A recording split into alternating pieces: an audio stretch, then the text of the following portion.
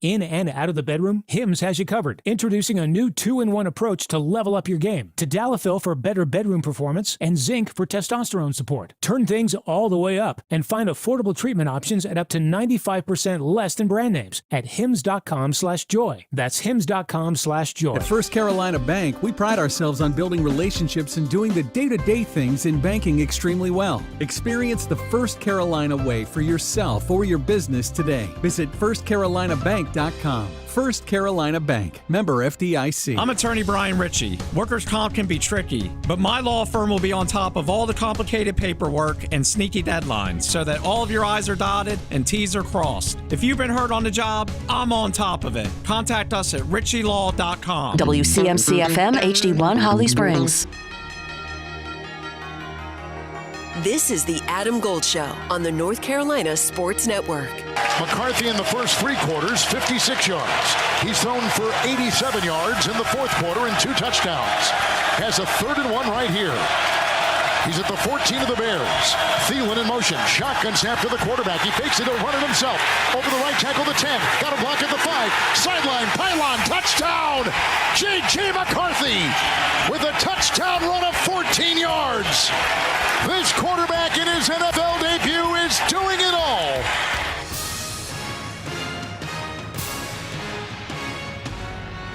It is the Adam Gold Show. How is everybody? I am Adam Gold. Victoria producing the program. A lovely day in the capital city of North Carolina. Thank you for hanging out. Beautiful day. It is gorgeous, I would like to say. I know we're always on YouTube, and people may tune in, and they will go, where is Gold? Mm-hmm. Because I'm not sitting in studio today. Right. I can hear him, but I can't see him. You can, right, exactly. Like, where is he? I know he's short, but is he that short? Is he so short that he's underneath the desk? Anyway, Victoria's in studio. I am working remotely, but everything should be fine. So if you tune in on YouTube, and it's still where you go, maybe the easiest way to get your question for one-timers asked, and that will happen later this hour. You can go to YouTube, search Adam Gold Show, 99.9 The Fan. It's right there. Evan Cohen's going to join us later this hour, which does beg the question, will there be any time for one-timers? But anyway, we'll talk to Evan He's always a good time. Get his take. Oh, yeah. We'll get his take on Bill Belichick's first 2 games as head coach of the Tar Heels. I don't know what I know they have not really talked about it much on Sportsmanlike, but they have talked about it all across ESPN. And the hot takes on Bill Belichick damaging his legacy are laughable, but whatever. Everybody's got takes. Ryan McGee will join us in hour number 2. We will call him essayist for ESPN.com, college football essayist. He's doing some great stuff. If you want to get ready for the weekend of football, his bottom 10 is always very funny, and of course featured Charlotte and North Carolina both in the bottom 10 last week. It was a showdown in the bottom 10. We'll talk to Ryan McGee, and then later on we'll check it in Charlotte. Our friend Travis Hancock, as long as he's awake.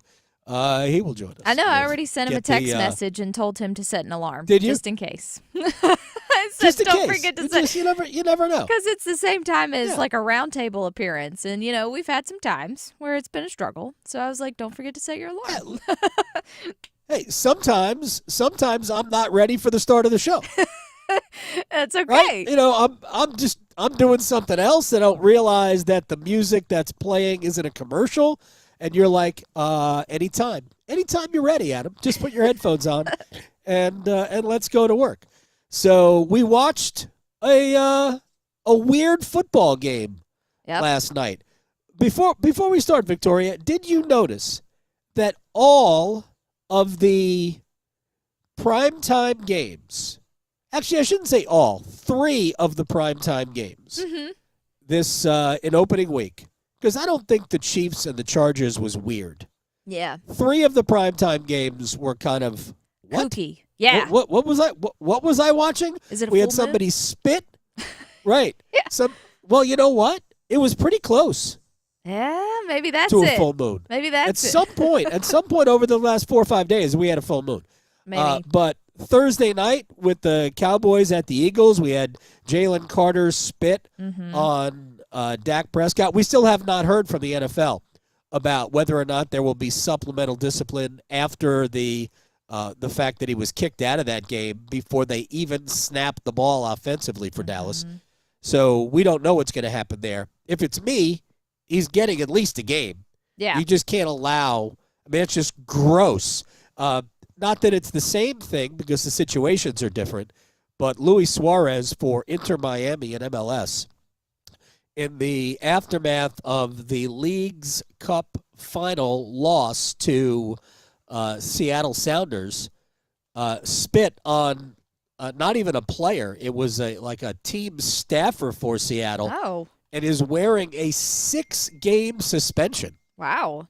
I mean, it is gross. A 6-game yes, very gross. Excessively gross. So, but he's getting a 6-game suspension. Wow. And, yeah, exactly. So we'll see what happens to Jalen Carter. And, again, the situations are very different. What Suarez did was, I think, even more troubling, even though Jalen Carter's is troubling and gross. But we'll see what the NFL does with Jalen Carter. Just happened so fast. I mean, like, they didn't even play any game. Like, it's not like it was building up the whole time and he got real mad. You know, maybe somebody did something that a ref didn't see, and so that was payback. Like, I mean, it was, 2 minutes into the game? If that. So it was after the kickoff and before the Cowboys snapped the ball. Yeah. Yeah. So Jalen Carter had not even worked up a sweat. No. Not even one snap. Boom, you're out of the game. Now, it is possible the NFL will say that is a 1-game suspension, in which case, okay, whatever. I don't believe he gets docked the pay because he dressed for the game. He just got ejected from the game. But I still think it's worth an additional game, but we'll see what the NFL does. But that was Thursday. Sunday night, we all know what happened between the Ravens and the Bills. Utter madness late. And then last night, it was a kooky game. Yeah. Like, and we'll talk about it here in a minute. The beginning of the game, the Bears look good. And the Vikings look terrible. Right? And I would actually say not only the beginning of the game, until the fourth quarter, the Vikings looked awful. The Bears stopped looking good probably middle of the second quarter. Yeah. And they were just sort of going, they made a couple of plays. Defense looked good. Defense really looked good for both teams. And then we got to the fourth quarter, and the Bears continued to not play well. And all of a sudden, J.J. McCarthy just turned on. Yeah. They flipped the switch, and J.J. McCarthy was all better. But his first 3 quarters were terrible. Yeah. Oh, I think they won the game. The so big swing, I think, was when right before they went in for the half, and the Vikings came back and got 3 points, even though it was only a field goal. All that momentum now is like shifted going into the half. So I don't know. They just never came back from any of that. They just looked. Fourth quarter, I'm like, where'd you go? Where was that defense? What happened? Yeah, the Bears stopped defending, but you just never know. You just relax. You play softer coverage, and I'm not smart enough to recognize what the Bears were doing defensively, but we see teams do it all the time. You back off. You play a little softer. You want to keep everything in front of you, and the goal line is in front of you too, as the other team crosses it. So good for the Vikings. That's a big win. And they get it on the road in the division. Yeah, J.J. McCarthy debut. debut.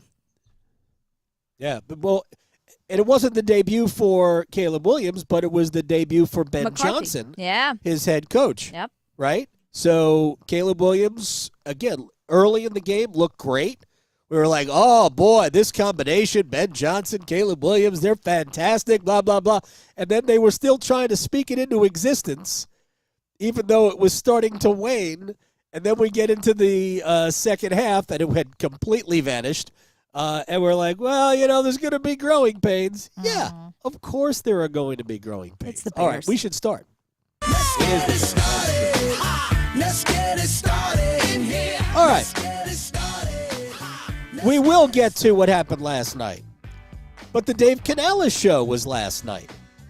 And last night, he unequivocally hung the turnovers, 3 of them, 2 that mattered, in Bryce Young's locker. Here's Dave Canales and his assessment of his quarterback.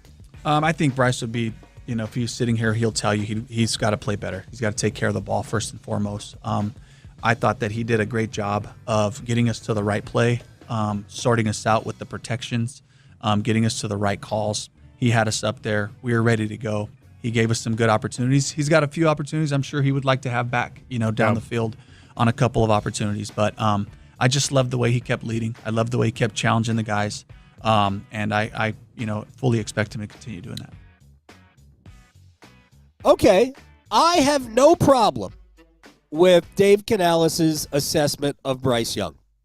The fumble was careless, not to mention critical, because that fumble was possible points that turned into a field goal against. Even if you just get a field goal, right? It goes from 17-6 to 17-9. Yeah. And you don't give the Buccaneers any more points. So that was a critical mistake, and I thought the fumble was careless.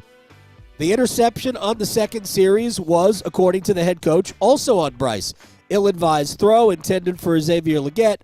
Defensive back stepped in front for the easy pick. I said this yesterday. Could it have been miscommunication? Bryce Young thinking that Legette is going to come back towards him for the ball more? Maybe. But it was still a risky throw, and Young's got to wear that. That's on him. And he clearly missed too many throws during the game. He made some great throws as well, but ultimately it's like being a goalie in hockey. You're going to be judged by the goals you allow. So Young is ultimately, all these guys are supposed to make good throws. That's why they get paid. That's why there's 32 starting quarterback jobs in the NFL. On earth, there are 32 of these players. So you're supposed to make great throws. But you're not supposed to miss a lot of, open plays. And Bryce clearly did. That's just fair, right? By the way, I went back and looked at that 4th and 1 play again, Victoria. Yeah. And he did have 2 open receivers. He just overthrew JT Sanders, he wasn't wide open. JT Sanders wasn't wide open, but it's 4th and 1. Try to force the ball in. Right. I think there was a throw to be made there. And he also had somebody, I think it was McMillan, might have been McMillan, going the other way across the back of the end zone that clearly had a step on his defender that it would have been a difficult throw, but he had options. And just throwing the ball away is, I just don't even understand. No. Take even if it's an interception, that's, I don't know if it's better in terms of field position, but you got to try to make a play. And it looked to me like Bryce just kind of punted on that, and that's on Bryce. We have to be absolutely honest about that. Dave Canales also last night acknowledged that they were a few seconds late to the line at times. But he stopped short of explaining why that is. In the preseason, I think it was the offensive coordinator, Brad Idzik, he called the plays. On Sunday, Canales called the plays. I don't know what the reasoning for that really was. But overall, what did Canales see in the film? Yeah, there's some really good football throughout this game on both sides and in special teams as well. I forgot to mention that. We got a bunch of young guys playing on special teams who I think did a phenomenal job just chasing the ball, covering kicks, and pretty good in the blocking game in terms of the returns. But yeah, this is the challenge for this group, and the league is not going to wait for us. And that's the urgency that we have in our building is like, look, yes, we have people playing together in real games for a full 4 quarters right now for the first time. Let's go. We got another one coming. And that's the mentality. That's the energy that's happening right now with our team. And, we had a great meeting today where we were able to just go right to the breakdowns, the breakdowns of the play, whether it was offense, defense, or special teams, tell the truth about it and tell the truth about the things that we did well so the guys can see, which is the sense I get from this group is they're disappointed because they know what we have. They know the group that we've put together here, and they expect to play better. So we'll build off of that. All right. He didn't single out anybody else in a negative way. That's my recollection. I listened to the Dave Canales part of the coach's show last night. He ignored the obvious Leggett should have been able to complete that catch, which happened 2 plays before Bryce Young's fumble. He ignored responsibility there. He didn't really address it. To me, if you're going to call Bryce out for that, but I'm sure Leggett knows. So it's not like he doesn't think that there was a play to be made that he didn't make. But if we're holding players accountable and we're telling the world that Bryce needs to be better, which is fair, then we probably should tell the world that Leggett also needs to be better. Shouts to Tedero McMillan, by the way. In the postgame, he called himself out for not using 2 hands on that pass, right? He did. He called himself out. So absolute high marks for that, which is something I said on the Twitters and got roasted for it. And it was a campaign of, he was interfered with, which he wasn't. Playing in the National Football League, it's a contact sport. You gotta play through contact. And McMillan took the easy way out, trying to one-hand it. He said he should have gone up with 2 hands. Uh-huh. Exactly. I bet next time he does. All right, the reason I bring this up, I feel as though Canales doesn't have confidence in Bryce Young. And I'm not blaming Canales for this, by the way, because we don't know what the reasoning is. That could very well be on the player and not the head coach. So I am not criticizing Canales here and apologizing for Young. But I think with the way Canales calls plays, the way he talks about things, he acts as though he has no confidence in his quarterback. Yeah, and he showed that last season. And I'll season, go back too. to that. Yes, exactly. And it wasn't until the very end of the season when the outcomes of games did not matter that he seemed to let Young go. Just let it rip. And I want to see more of that because it's time. It's year 3. We have to find out this entire season for a lot of things. I mean, we'd all love for them to threaten a playoff spot. I don't think that defense is going to threaten a playoff spot, even in a bad division. If in fact it's a bad division, and between Tampa and Atlanta, they look like 2 pretty competent teams on Sunday. So it might not be a winnable division for the Panthers, even with 9 wins. But my point is, this year is really, again, an advanced fact-finding mission. You got to find out. At the end of this season, you have to make a definitive decision as to whether or not Bryce Young is going to be your guy going forward. Because if he's not, then you have to think about the draft, and will you take a quarterback in the draft? Or will you try to go out and find a quarterback around the league who may be sitting somewhere? And I'm not using this as this is who you should go after, but simply as an example. At some point, either Shedeur Sanders or Dylan Gabriel is going to be the quarterback of Cleveland. Well, okay. Maybe you decide you like one as opposed to the other. Again, I'm not saying that's what they should do. I'm using it as an example. But you got to find out if Bryce is your guy. And the only way to find out if he can be your quarterback is to let him play the – I almost brought the FCC involved here. Let him play the position. Because, again, I think Canales holds Bryce Young back by play calling. The sequence, 4th and 1, right? They're at the 6-yard line after an 8-yard gain by Chuba Hubbard. 2 very vanilla runs up the middle, net 1 yard. So now it's 4th and 1. And then you empty the backfield. Well, they know you're not running it. I mean, yeah, I guess you could run a quarterback draw, but Bryce weighs 174 pounds soaking wet. It's not like Cam Newton's back there. So I don't think the Jaguars are worried about that. So you don't have a run threat. It just makes it easier for Jacksonville. Maybe you run the same play, but you simply have a running back in the backfield, and you do play action. But they made it easy. Canales made it easy on Jacksonville. And, again, I'll bring this up one more time because there seems to be some confusion here. If you're trying to create cohesion offensively, which is something that Canales talks about all the time, wouldn't it stand to reason that more game reps to get you ready would be important? And while it's not provable, and I will stand on this forever, we don't know if one would equal the other. Logic tells you that it can't hurt. More reps can't hurt, which is for some reason inexplicable to some people. They had fewer reps in the preseason than Patrick Mahomes. And I don't understand why.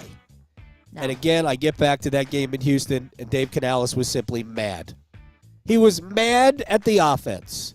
Therefore, the starters all came out. Wasn't just Bryce. Everybody came out of the game. Makes no sense. I really didn't understand that. So here's Canales on cohesion with new players. Yeah, I mean, it's Tell the Truth Monday, so we had to go right to the turnovers. We cannot play that brand of football and expect to win in this league. You know, the early turnover, early interception by Bryce, the fumble before the half in scoring range, that just puts us at a real disadvantage, and that's something that philosophically that we have to be better at. You know, I think just in terms of, you know, offense, let's stay with the offense first, you know, just, you know, looking at some bright spots and some plays being made, some run game that's there is overshadowed by the fact that we had a couple of turnovers, you know, and we got to handle the blitz. We got to handle pressure better. We had a couple of great opportunities down the field, but it all starts with protection, making sure we're on the same page so we can take advantage of those opportunities because they put themselves in vulnerable spots from a coverage standpoint. And that's where we got to be explosive, and we got to cash in on those. On the flip side, on the defensive side, you know, it's about tackling. You know, it was missed opportunities at the line of scrimmage, behind the line of scrimmage, and then a couple down the field, and that was kind of the story of the day. Just making sure that we're disciplined about our run fits. A bunch of guys, you know, playing a lot of games together for the first time. Got to be able to communicate. Got to trust each other, be in our graps, and ultimately just play with our feet in the ground square and get the guy down. It's Dave Canales on what the film told him. I don't disagree with the stuff he said about the offense. There were plays to be made that were not made. A lot of them by Bryce Young. That has to get better for week 2. All right, we're going to break. Evan Cohen from, Unsportsmanlike on ESPN Radio. We'll talk NFL. We'll talk Bill Belichick's slowish start to his first year in college. Next. Talking sports, so you don't have to pretend to know stuff. The Adam Gold Show on the North Carolina Sports Network. It's time for our 12 o'clock keyword in our Sin City Skateaway, sponsored by MGM Las Vegas, Atlantic Spas and Billiards, Hot Tub and Sauna Expo, Buffalo Brothers, and Newcomb & Company. This hour's word is away. Text away to 919-860-5326 for your chance to win a trip for 2 to Las Vegas and see Carolina play hockey against the Las Vegas Golden Knights next month. Again, this hour's word is away. Good luck from 99.9 The Fan, the Triangle Sports Leader. Hey, it's Adam Gold from my friends at FanDuel, America's #1 sports book. And we have a great offer for new customers right now. Bet $5, win that bet, get $300 of our money. I got an easy one for you. Mets are in Philadelphia, not starting a rookie pitcher tonight. And when they don't start a rookie pitcher, they get their clocks cleaned. Sean Manaea hasn't been it of late. Phillies, best team in that division. That's maybe where you look towards to get that $5 win and get $300 of their money. FanDuel.com/AdamGold, FanDuel.com/AdamGold. Download the FanDuel app. Get started. 21 and over and present in North Carolina. First online real money wager only. $5 first deposit required. Bonuses issued as non-withdrawable bonus bets, which expire 7 days after receipt. Restrictions apply. See terms at sportsbook.fanduel.com. Gambling problem? Call 877-718-5543 or visit morethanagame.nc.gov. Football season is here, and Carolina Ale House is the place to be. With a massive beer selection, wall-to-wall TVs, and our award-winning wings, you'll never miss a play. Add in our lineup of homemade favorites, and you've got the best seat in the house. Bring your friends, bring your appetite, and help us create that game day atmosphere all season long at Carolina Ale House. Wings, beer, sports, repeat. Ale yeah. What? New scratch-offs are out? That means new chances to become a North Carolina Education Lottery Winners Club member. Yeah, in the Winners Club, I'll reinvent myself. I won't go by just plain Todd. I'll go by Toddrick. I'll get a gold jacket, play my saxophone again. I'll stop and smell the flowers, call my mom more. Ugh, wrap it up, Todd. It's Toddrick. This month's scratch-offs pack over $78 million in total prizes. The Winners Club awaits. Must be 18 to play. Approximate overall odds of winning range from 1 in 3.76 to 4.98. Problem gambling helpline 877-718-5543. Are you trapped in a high-rate mortgage, watching your hard-earned money vanish every month? Stop. Right now at Loan Pronto, they are delivering the lowest mortgage rates in 3 years. Hey, it's Dennis Cox. Loan Pronto's rate reduction home loan program is a streamlined, low-cost way to slash your house payments by hundreds of dollars a month. Lock in a fixed rate as low as 4.99% APR and close in as little as 2 weeks. No appraisal needed in most cases. And here's the kicker. You can skip your next 2 house payments entirely.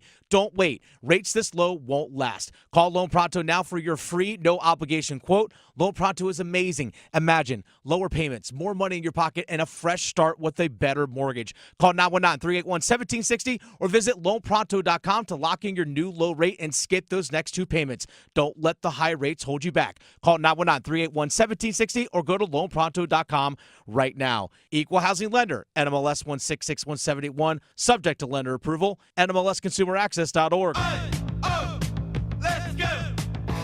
You're still glowing, flirting, grooving. You still got it. But your immune system weakens as you age, making it harder to fight flu, pneumococcal pneumonia, RSV, and COVID-19. Vaccines are a key part of any health routine and help strengthen your immune response. Ask your doctor or pharmacist which vaccines you need.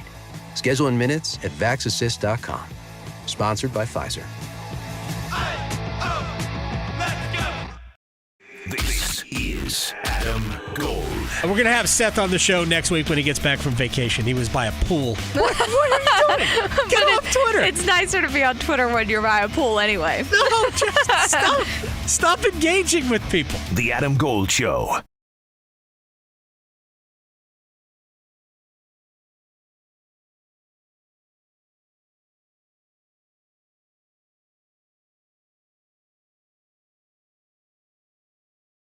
It's the Adam Gold Show. I am Adam Gold. Victoria on the ones and twos. Hope all is well in your world. It is a gorgeous day here in North Carolina. Whole week should be beautiful. Should be dynamite when the Tar Heels host Richmond coming up this weekend as Bill Belichick and company hope to actually impress somebody with their brand of football. We are 0 for 2, even though they did win the game in Charlotte on Saturday. Evan Cohen from Unsportsmanlike on ESPN Radio. You hear him every day on the station you might be listening to right now at EVCO Radio, joins us on the Adam Gold Show. Have you been paying attention to games 1 and 2 of the Bill Belichick regime? Well, first of all, always a pleasure. You know I love coming on with you. Always. And obviously you guys have been amazing to us, so I genuinely appreciate that. Yes, very much so in week 1. Less in week 2. I'm not going to lie about that because I was I happened to be traveling with my family this past weekend, so I was less so paying attention to that. But a win's a win, 20-3 over Charlotte. I'll take it as a Belichick truther. But, yeah, I mean, how could I not be all in on Coach Belichick? Let's go. I'm just going to remember, Adam, the first drive of the season and not acknowledge that anything else has happened since then. Best team in college football on opening drives. They were 3 completions and a touchdown against Charlotte. It was 7-0, and I really thought we were on our way to like a 56-0 score. Charlotte, unfortunately, and bless these guys. I know they want the program to be good. Charlotte's a great football city. They play in a high school stadium basically, but Charlotte's basically a high school team. I really thought North Carolina was going to blow them out, but after that opening drive, it was very much the same formula we saw against TCU, except that Charlotte wasn't good enough to take advantage of it.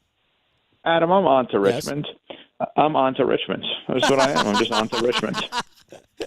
It's perfect. Like I said, I said to everybody, we're not really going to learn about this team in a positive way until maybe the game against Central Florida and maybe the game against Clemson. But Clemson has some other issues that they've got to work out. I would make an argument. I don't think we learn about Bill Belichick's regime at UNC until next season. Because I don't think that is the right argument, by the way. That's right. I'm glad you and I agree on an opinion that is correct. Yeah. But if you and I both have it, it must be right. Because we've never gotten anything wrong in all of our years of doing radio. So here's why I say that. Let's pretend Bill Belichick's name was Adam Gold, okay? And let's pretend he got the job when he got the job, late in the process. Let's pretend he was new to college football, but certainly resume-wise worthy of hiring, okay? And let's pretend he's at this unbelievable institution that has an insane history of basketball, in a great state to work and live, and football players that have been amazing, but not teams that have been amazing. Would we ever expect in the NIL era that person to be good immediately, or would we say they will use the year to scout the nation, stockpile their list and their money to go and get the incoming free agents for next year? Because the problem here is the name Bill Belichick. That is what has, and that's not actually a problem, but hear me out. Hopefully that's not taken out of context. The problem is the name Bill Belichick relative to we're not going to give him time because he's Bill Belichick, yet conversely, we're only interested because he's Bill Belichick. So to answer your question, when do we start to learn about this program? It's next year when he actually knows what he walked into here and who to go get to help him. That's when we should be talking about this in terms of judging Coach Belichick. I agree with you, and I said at the very beginning that this year was just the foundation for what's coming next. But the problem is the way the contract is written, people automatically assumed that there were many people who didn't think he would coach a game because the contract dropped to a $1 million buyout on June 1 as opposed to $10 million prior to that. And people just assumed he was going to leave, that the whole thing was a scam to get his son Steven the head coaching job. I think he's going to be here. The long haul is a kind of a strange thing to say. I think he's going to be here for at least 3 years until he doesn't want to coach anymore. Adam, here's the interesting part of this. Sure. The best thing that can happen long term to UNC football is for this year to be just fine at best. What do I mean by that? Let's say all of a sudden they win 9 or 10 games this year. Let's then say, not going to. Well, no, but hold on, hear me out on this. Obviously, right? Let's say they win 9 or 10 games this year, and then let's say that he turns this thing around in the way that is disciplined and his team is doing phenomenally off the field academically, and all of his off the field stuff is not paid attention to by others in terms of his personal life and all these things. You don't think that all of a sudden, if he has that let's say, I don't know, the man that runs the station, Brian Gruby, we know he grew up as a Giants fan, right? I guarantee his franchise would then come calling if Brian Daboll doesn't do well with the Giants. Like, I'm just saying he'd be back in the NFL, landscape, potentially, if everything goes perfectly. But let's say everything's fine. They win 7 games this year. NFL teams, while I believe they should be calling, they won't be. And what does that mean? That means he doubles down on UNC and gets the players that they need for next year. The idea about the Giants, I mean, I guess we do have somewhat of a softening in ownership now. They have opened that up to other voices. I don't know that it's just the Maras basically making the choices anymore. I don't know. There was an opening to bring him in this past year, and they obviously opted out of that. But all right, let me move on. By the way, he is allowed in the Patriots facilities now, according to Mike Vrabel. I didn't understand the pettiness. Yeah, he was that thing was so back and forth ridiculous. Oh my God. This is great because I want to hot take this. Who is the best team in the NFL after week 1? All right, well, I'm going to give you a hot take that you're not going to like and everybody's not going to like because they lost week 1 and they didn't win the Super Bowl last year. I'm still going to take the Kansas City Chiefs always. Always. I'm not going to not take the Kansas City Chiefs. And in many ways, it's because of the guy we just mentioned. Because we did this every year with Brady and Belichick, and everybody wanted to find other people to pick. And we just should have picked them the entire time. So I think there's only 2 right answers through 1 week. The Eagles and the Chiefs. Okay. That's it. Now, that's different than who's playing the best through 1 week. But this drives me nuts. I mean, you'll probably experience this so often where Duke and UNC would come back into a season after winning a championship, and everybody would try to find everyone else to pick. And even if Duke and UNC didn't win it all that year, they still should be looked at as the favorites if they're running everybody back. Why am I screaming? I don't know, but this gets me bothered. All right, well, I don't even have – this is kind of like a preview of what I'm going to do later. I do top 5 and bottom 5 after every week. I don't even have the Chiefs in my top 5, let alone number 1. Nobody does. Nobody does. But, Adam, let me ask you a question. Right now, if I said to you, pick the Super Bowl winner this year, who are you going to pick? You want me to give away my number 1 team?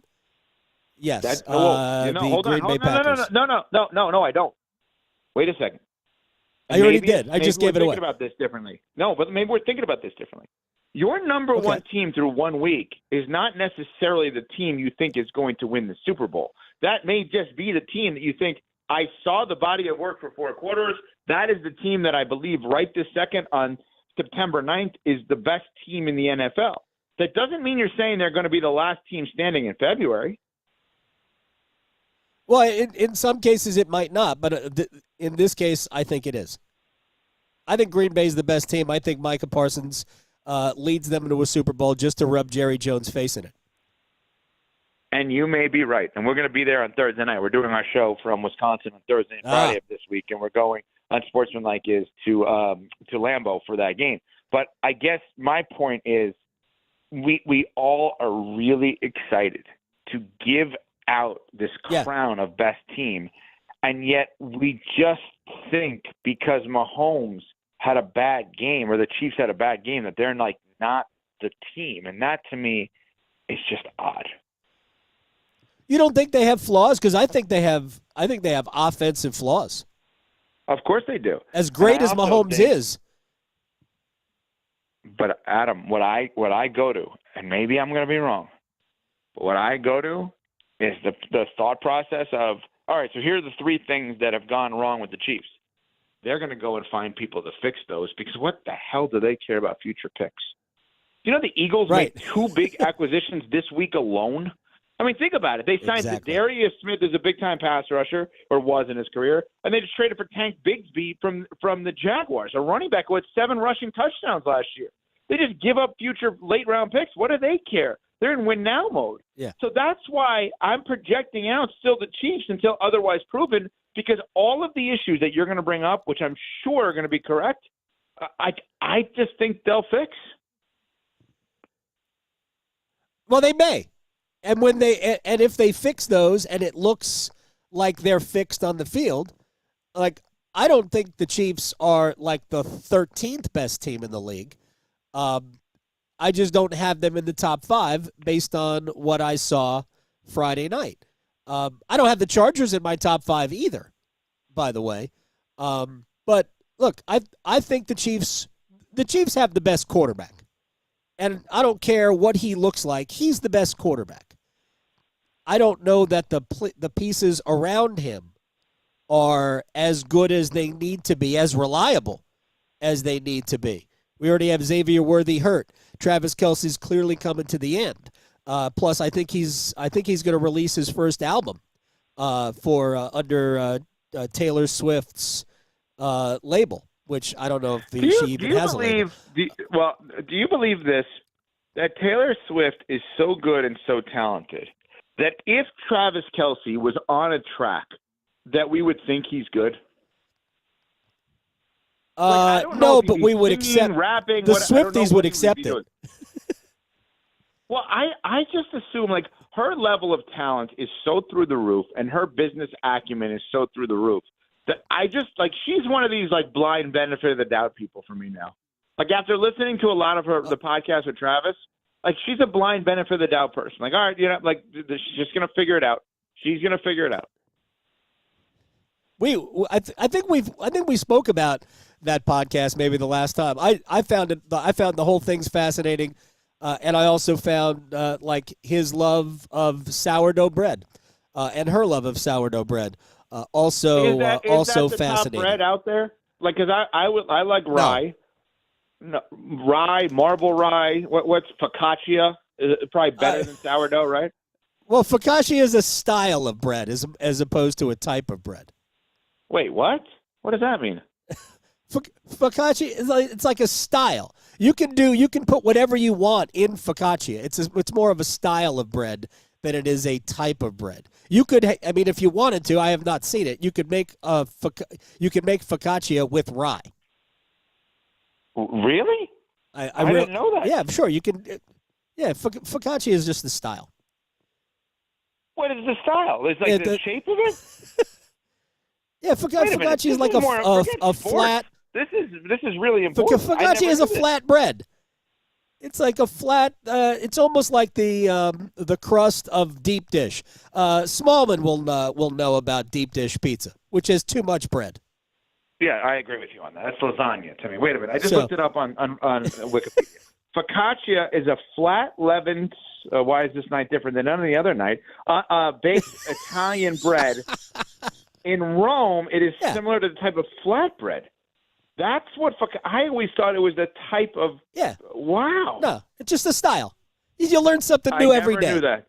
So you're saying a focaccia is the same thing as a roll, and then you would indicate the type of roll. Like, oh, I'm going to get a sourdough roll, a wheat roll. Wow. So you could have wheat focaccia, sourdough focaccia. If you wanted to, you could do whatever you want. But you can put any ingredients you want.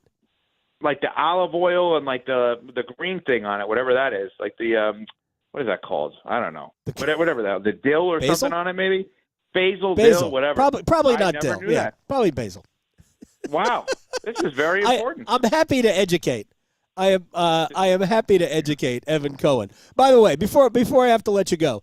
The conversation with Dan Orlovsky about mass bar mitzvahs was hysterical. Oh my God, was that not unbelievable? We didn't have those people I sent that to. Oh my God. Yeah, I've told this story, and I'll do it quickly here. I invited Richard Todd to my bar mitzvah when I was a kid. Quarterback. Wow. Yep, and he actually gave me a handwritten response. I mean, obviously, Saturday night, he can't come, game the next day. But we framed the RSVP, and we were season ticket holders to the Jets at the time, and they had a Monday night game against the Vikings later that year. We brought that invitation or the RSVP in the frame with us to the game, which I can't believe they let you bring it in. And we gave it to a security guard who went over and showed it to Richard. He came over and said hi and talked to us for a couple of minutes during the warm-up. Nobody can tell me Richard Todd wasn't a great quarterback for a second. He is one of my all-timers from that story. Okay, I have many observations. Okay, first of all, the fact that you invited Richard Todd to your bar mitzvah is amazing. Second. Yep. Keep track of these observations here, please. Let's keep track of all of them. So if the invite is 1. 2, you just set it up as saying he didn't go to a random 13-year-old's bar mitzvah because it was Saturday night during football season. As if it was Friday night during non-football season, he would have gone at that point. Which is I think he would have. Like, oh, I think he would have. That's why he didn't go. Okay, third, what a great observation by you. How in their right mind did they allow a glass-framed object into a stadium? Now, we need to, and many radio stations do this, I'm sure. 99.9 The Fan in Raleigh is one of the best in the country, probably has done similar things like this. Give away the clear bags for people to bring into stadiums because you can't have the bags that you can't see through for security. Then you could have the Mona Lisa framed and walk it in, which is unbelievable. That is mind-boggling. And then somehow you got close enough, there's a fourth observation, somehow you got close enough to the active starting quarterback for a team after a game to bring them a frame to prove, hey, we're the people that you sent this to. What's interesting is my top 4 observations, none of them included, which I guess I should have, the fact that he wrote you back, which is a wonderful job. And I guarantee you there are so many fans listening to your show right now that have this exact same type of story, maybe not with the bar mitzvah, the exact same type of story as to why they became a fan of a certain player or why they didn't. For example, I went to a Mets game early on in life. They were playing the Cardinals, and there was a first baseman you'll remember by the name of Pedro Guerrero on the Cardinals. Sure. Yeah. We go there very early, friends and I. We're sitting there. We got all the way down, snuck all the way down behind the dugout. The dugout, like the top of the dugout was flat, even with the first couple of rows of the stadium. We rolled him a ball to sign. He rolled it back to us without signing it. I was always rooting for him to strike out after that. That's my anti-Richard Todd moment with Pedro Guerrero. There you go. There you go. Yeah. Well, next time we'll just trade stories like this.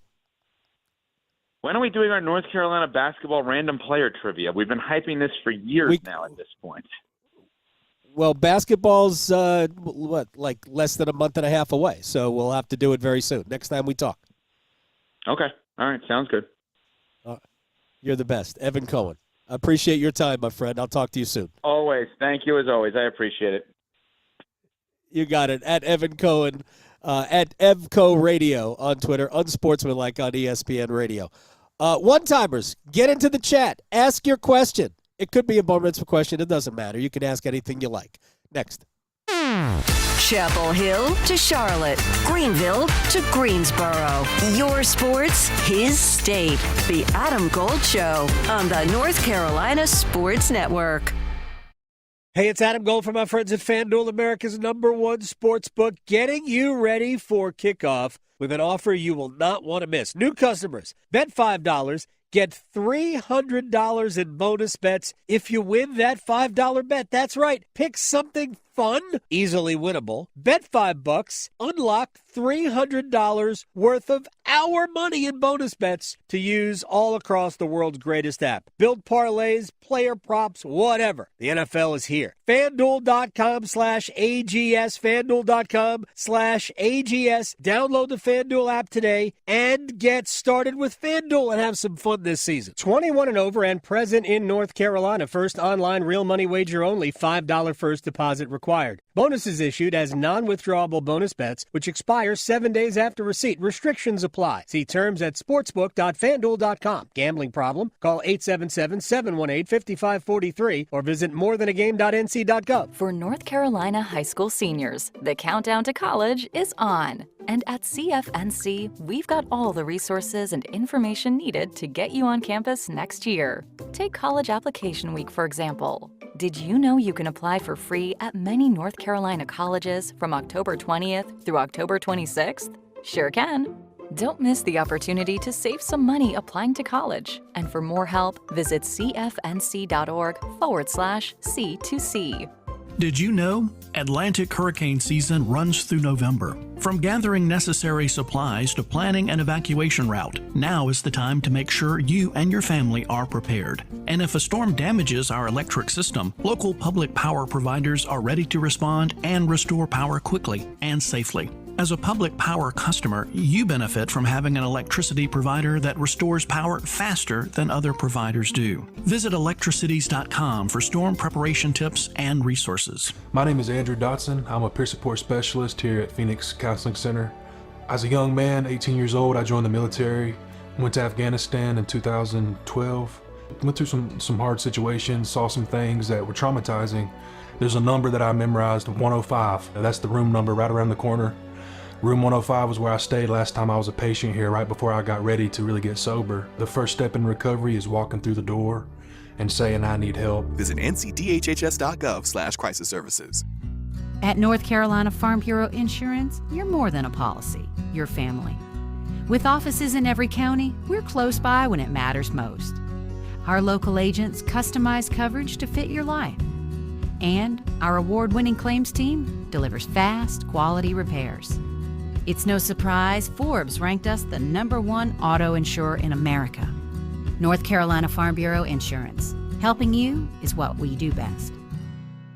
Now, all across North Carolina, it's Carolina Newsmakers. Each week, leaders from politics, education, business, and the arts join Don Curtis to share insights and ideas shaping our state. Listen on radio stations throughout North Carolina and on demand at carolinanewsmakers.com. Carolina Newsmakers is presented in part by the North Carolina Academy of Family Physicians, advancing family medicine in North Carolina since 1947. North Carolina ranks second in the nation in potential agricultural land lost by the year 2040. The NC Forever Farms program supports the preservation of family farms through permanent agricultural conservation easements and has received a record number of applications for 3 straight years. Landowners interested in preserving their working farm through the Farmland Preservation Division of the North Carolina Department of Agriculture and Consumer Services can learn more by visiting ncadfp.org.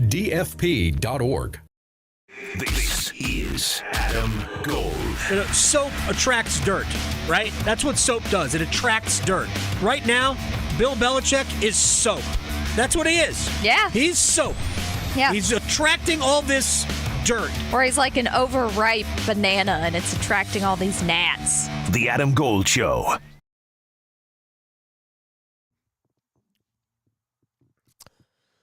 It's the Adam Gold Show. I'm Adam Gold. Victoria on the 1s and 2s. That would have been a good bump to play going into Evan.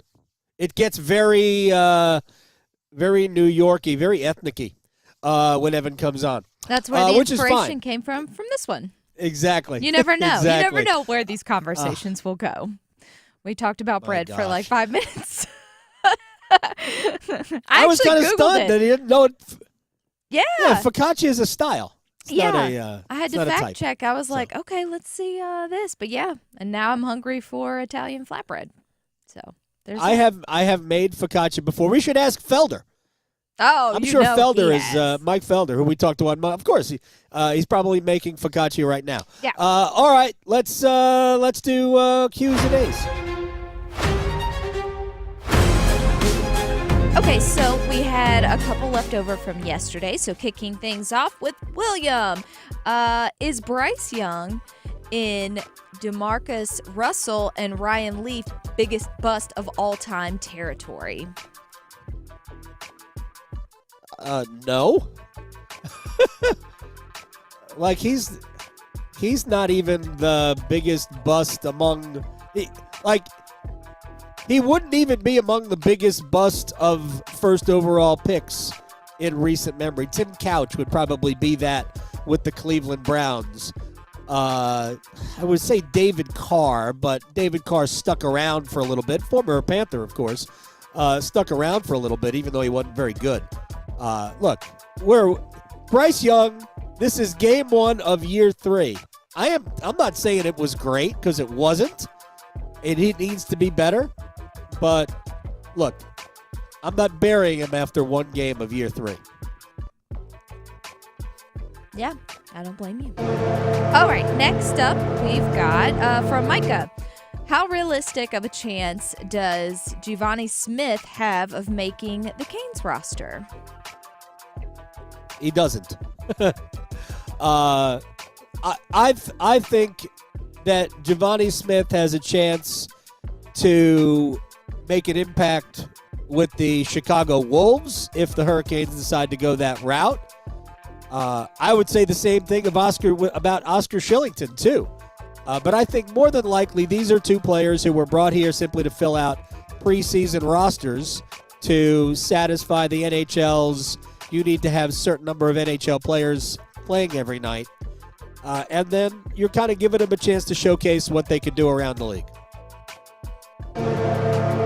All right, I love these kind of one-timers. They're random. So this one just in, asking, will you be headed to the movie theater to see This Is Spinal Tap? I had to look this up. There's actually a sequel coming out the 12th because the first one came out in 1984.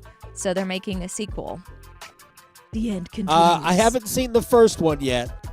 And I know they were on Kimmel last night because I saw the previews for it. So I haven't seen the first one, so I'm not all that jacked about seeing the latest one. All right, and last but not least, do you think the Panthers will make the playoffs? Bless. No. Yeah, come on. I mean, I would love to be able to say differently, but if Tampa, that's a good road win for Tampa. I think it would be different if Atlanta won that game, but the fact that Tampa won on the road in Atlanta just leads me to believe that the division is going to be one with more than 9 wins. I don't think the Panthers can get anywhere close to that. All right, we'll run it back. Questioning goalie interference calls since day one. The Adam Gold Show on the North Carolina Sports Network. Hi, it's Adam Gold from my friend Gordon Miller, Miller Lending, Kildare Farm Road in Cary. I heard something this weekend. Did you know that mortgage rates are a full point lower now than they were earlier in 2025? A full point. What does that mean to you, the homeowner? If you have a mortgage that's roughly in the $400,000 range, that's $260 a month less. Refi, don't pay closing costs. Cost you nothing. I have never paid closing costs with Miller Lending and reaped the benefits of saving money because the rates have come down. And by the way, if you think, well, the rates are going to come down again, you're right, they will. Don't worry about it. Refi now, lower your monthly payment, refi again when the rates drop. Miller Lending, home of the original no closing cost mortgage. That's right. Save money when you own a home. What a country. Miller Lending is an equal housing lender. NMLS ID 250-2146. Listen every afternoon for The Drive with Tim Donnelly. I wasn't worried about Bill Belichick's age until Monday night against TCU and the debacle that was. Why? Because now he has to relate to the players. If you're a player, you don't want some statue coming off the wall to tell you everything you did wrong. You want somebody you trust, somebody that relates to you. And I'm not sure Belichick has that. The Drive with Tim Donnelly, 3 to 6 on 99.9 The Fan.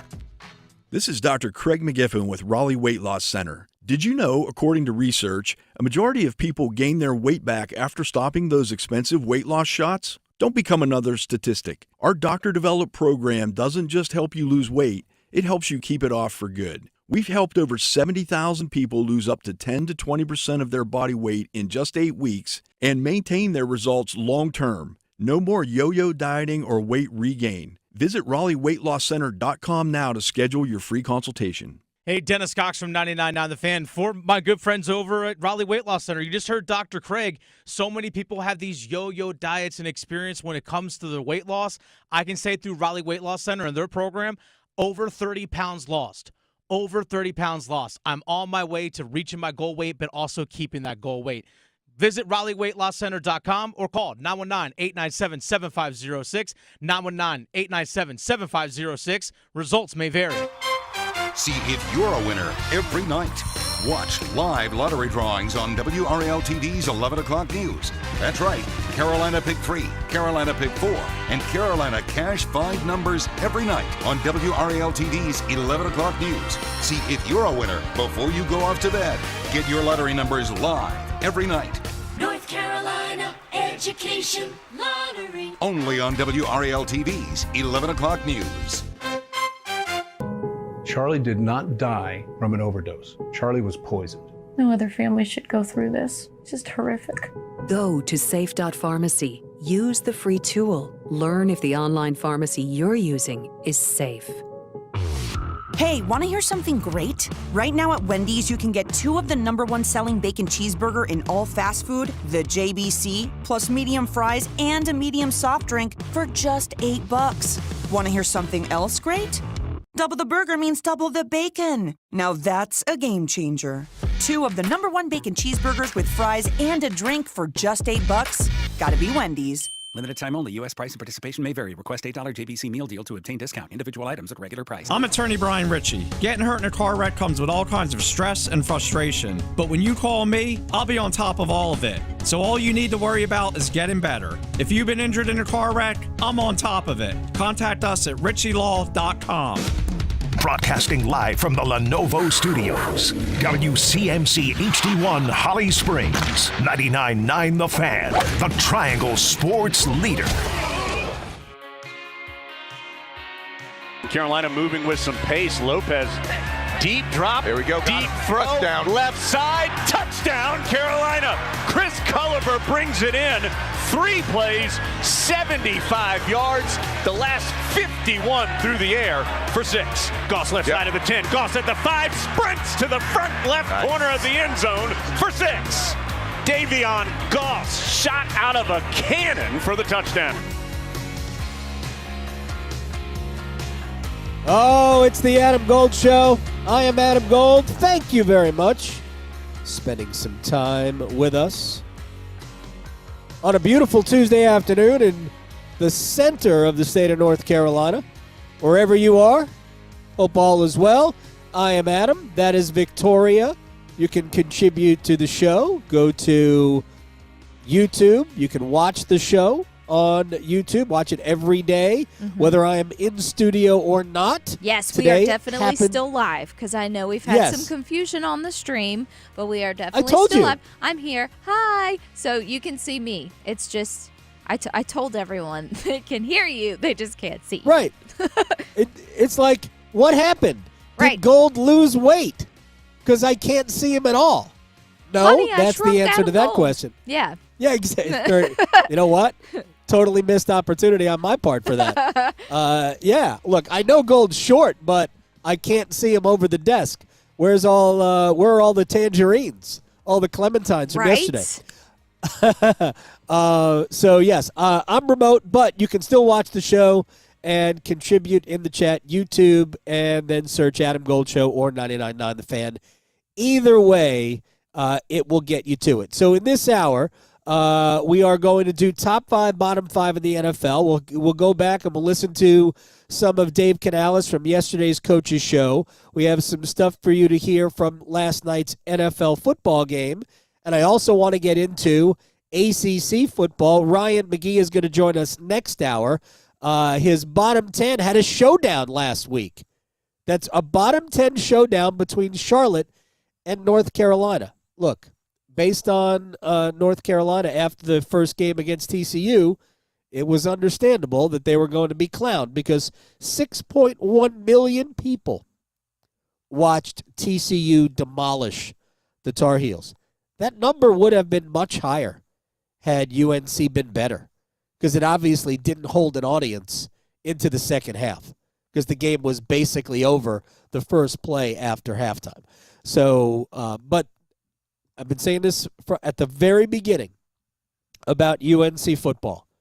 The amount of attention that they are getting, and I think Brian Murphy, our friend from WRAL TV5 and WRAL Sports Fan, I think he wrote about this fact, that the university is cashing in financially on Bill Belichick's presence, even if the football team through 2 weeks and a 1-1 record kind of doesn't look any good at all.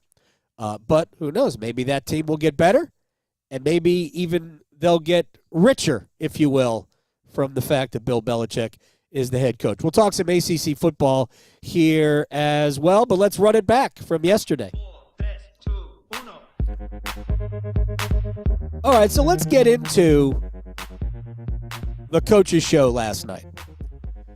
And Dave Canales, let's let him big picture his quarterback, Bryce Young. And that was probably the part about this that drew the most attention, because the quarterback is the most important position on the field, obviously, and it wasn't good enough. Here's Dave Canales on his quarterback. I think Bryce would be, if he was sitting here, he'll tell you he's got to play better. He's got to take care of the ball first and foremost. I thought that he did a great job of getting us to the right play, sorting us out with the protections, getting us to the right calls. He had us up there. We were ready to go. He gave us some good opportunities. He's got a few opportunities I'm sure he would like to have back, down the field on a couple of opportunities. But I just loved the way he kept leading. I loved the way he kept challenging the guys. And I fully expect him to continue doing that. There were good plays. There were a lot of good throws. But there were too many bad throws and too many bad decisions and too many plays that maybe he quit on. That 4th and 1, when I watched that play, when I saw it live, and I think they showed a replay and I didn't pick it up. When I watched it live, I thought, well, there's nobody open. I don't understand why he's throwing it away, but there's nobody open. And then when I watched it again, because I wanted to see it today, and I watched it back, and I think he has an opportunity to make a throw to J.T. Sanders. Is it like an easy completion? No. But is it completable? Yeah, I think it is. And he didn't even try. And there was another receiver going the opposite direction across the back of the goal line, back of the end zone. And again, he didn't even attempt. It's almost as though he didn't see the receiver. So these are things that Bryce must get better at. Overall, Dave Canales, what did the film reveal about it? Yeah, I mean, it's Tell the Truth Monday, so we had to go right to the turnovers. We cannot play that brand of football and expect to win in this league. The early turnover, early interception by Bryce, the fumble before the half in scoring range, that just puts us at a real disadvantage, and that's something that philosophically that we have to be better at. I think just in terms of offense, let's stay with the offense first. Looking at some bright spots and some plays being made, some run game that's there is overshadowed by the fact that we had a couple of turnovers. And we got to handle the blitz. We got to handle pressure better. We had a couple of great opportunities down the field, but it all starts with protection, making sure we're on the same page, so we can take advantage of those opportunities because they put themselves in vulnerable spots from a coverage standpoint. And that's where we got to be explosive, and we got to cash in on those. On the flip side, on the defensive side, it's about tackling. It was missed opportunities at the line of scrimmage, behind the line of scrimmage, and then a couple down the field, and that was kind of the story of the day. Just making sure that we're disciplined about our run fits. A bunch of guys, playing a lot of games together for the first time. Got to be able to communicate. Got to trust each other, be in our graps, and ultimately just play with our feet in the ground square and get the guy down. Very football-y, by the way. Play with our feet in the ground. Yes. All right. What Dave Canales said about defense, they had opportunities to make plays at the line of scrimmage, about tackling, all of that. If this is where I think we stopped being honest. Because, yes, one guy could have made the tackle. Like if you go back and you look at Travis Etienne's 71-yard run, and they praised who was it, Roseboom, the young linebacker, for hustling back and tackling him after a gain of 71. Okay, glad he didn't quit on the play. But the problem I've got with plays like that and other plays that Canales is talking about, we got to be better run fits. It's that it can't come down to one guy making a tackle, Because during the 90-minute rain delay, the weather delay, Victoria, I think you did this too, right? Did you watch the Jets and the Steelers? Oh, yeah, for sure. During that little rain delay, or lightning delay, I should say. I don't even know if it rained. It might not have. Yeah. But for 90 minutes, they weren't playing football in Jacksonville. And I was watching Steelers-Jets. And the Jets missed a lot of tackles behind the line of scrimmage, except that there were multiple Jets there to clean up the mistake. And sure, one guy misses a tackle. If that guy makes the tackle, it's no gain. But where's everybody else? And there was a lack of flying to the football in those situations, which was disturbing. I would say the same thing, by the way, about the Buffalo Bills and their inability to get Derrick Henry on the ground, but we'll talk about that coming up in just a few minutes when we do top 5, bottom 5. So I think the Panthers can be much better in a ton of areas. So let's see what happens in Arizona coming up on Sunday. Yikes. All right. I don't know how good Arizona's good. I don't think Arizona's great. So I don't think this is not winnable. I think they're good enough though to make us look bad again week 2. Everybody is. Yeah. Jacksonville's not that good either. No, it's just, yeah. And I want to say the last time, well, I don't know. I have to check and see. But Arizona, especially last season, they had some games where they embarrassed teams when you didn't think that they would. So I don't know. Maybe it'll work the opposite. Maybe we'll actually win and we won't start the season off 0-2. Maybe. So, question. When was the last time the Panthers played in Arizona?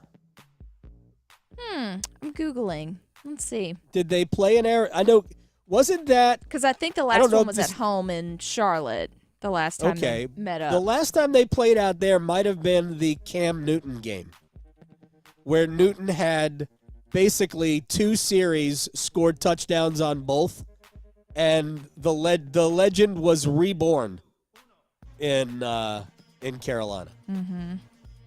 I'm trying, and then I remember, I think it was Matt Rule going, "Oh my gosh, I've never seen anything like it." The reaction to when, we were trying to tell you that Cam Newton is just different when it comes to the fans. Okay, unless I'm not seeing one, the last one looks to be November of 2021 in Arizona. They played in Charlotte so that's last Cam. year. Yeah, it was a long that's time Cam. ago. That was the Cam. And last year they beat Arizona in overtime. Mm-hmm. 36-30. Yep. In Charlotte. The Panthers owned the Arizona Cardinals. No problem next week. Okay. No problem on Sunday. Book it. It's an automatic W. Okay. An automatic W. I've totally forgot what. Oh, there was a football game last night between 2 second-year quarterbacks. J.J. McCarthy, by the way, didn't play a snap last year. He got hurt in the preseason. Sam Darnold was the quarterback. And I thought it was funny that I think it was Richard Sherman, actually, who tweeted out after J.J. McCarthy threw the pick 6 how Minnesota put their faith in McCarthy after Darnold had such a great year last year and let Darnold walk and play for somebody else. And at the time, it was 17-6 Chicago, and Sherman was undressing the Vikings. I don't know if he tweeted again or not, but that was certainly headed to Old Takes Exposed. Oh, big time. Because J.J. McCarthy in the fourth quarter became, I don't know, he became like Tom Brady. Yeah. In the fourth quarter. It was amazing. He found Justin Jefferson. Jefferson, I forget who caught the second touchdown pass, and then Adam Thielen, who had a critical third down drop earlier in the game, caught the 2-point conversion.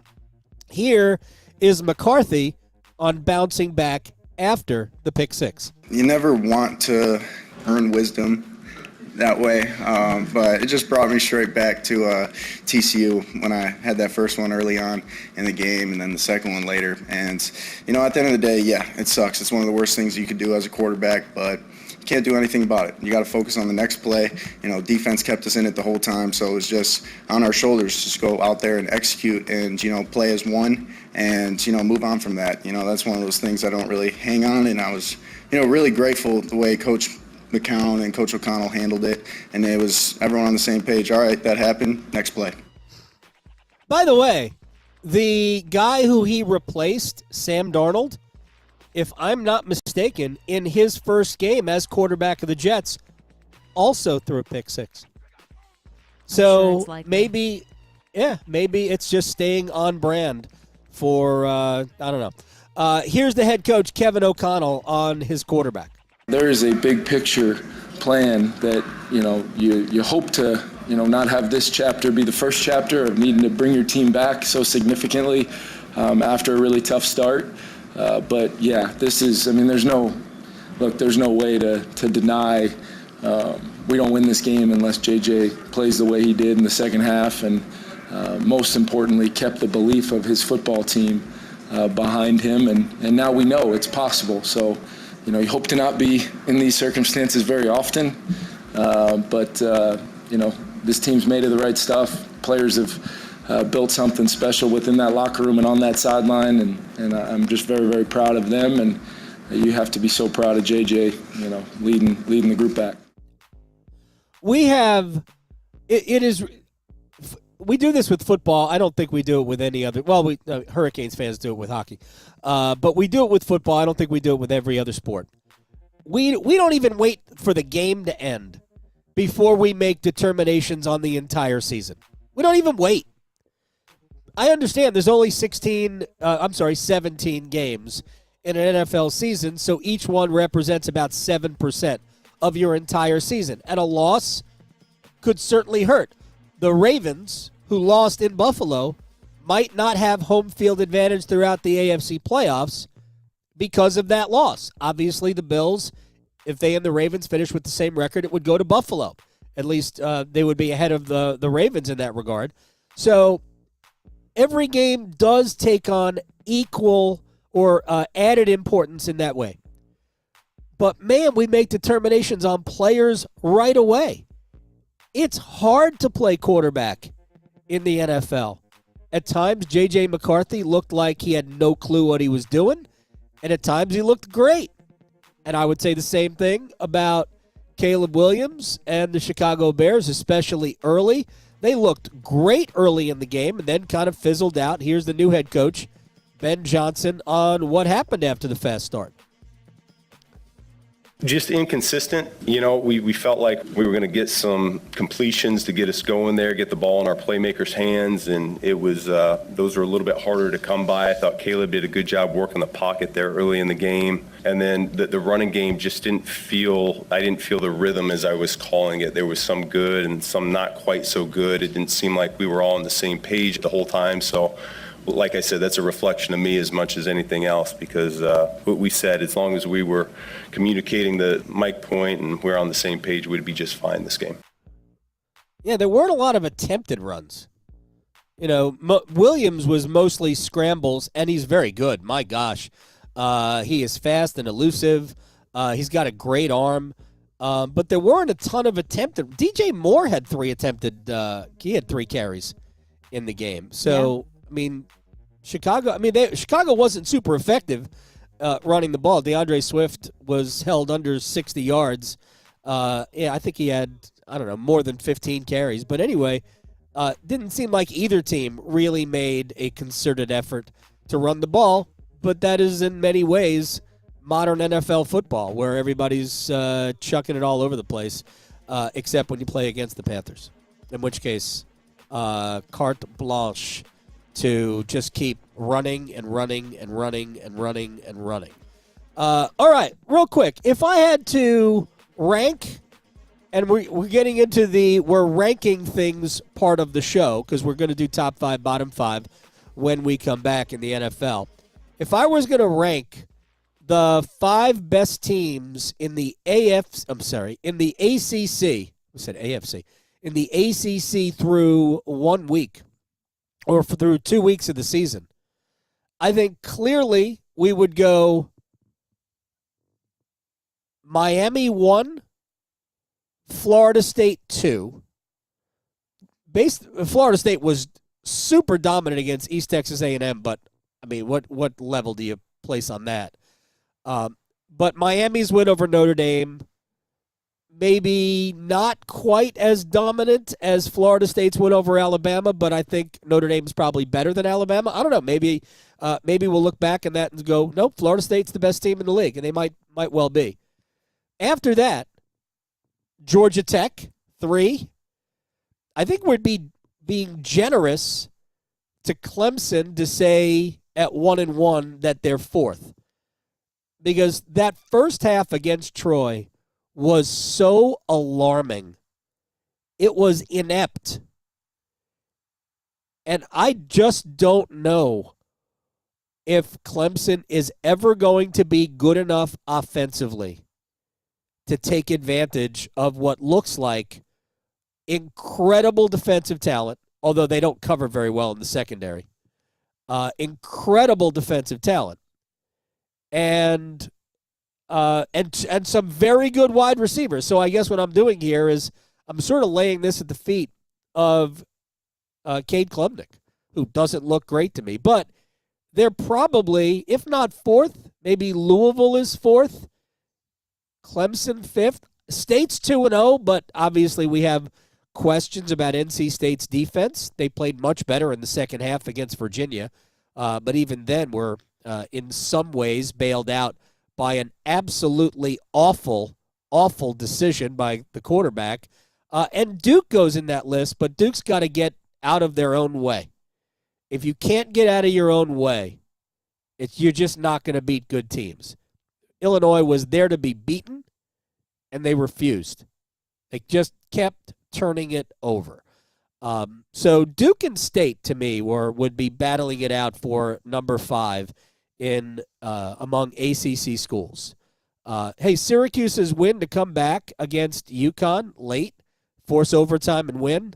That's that they force overtime or they win it in regulation.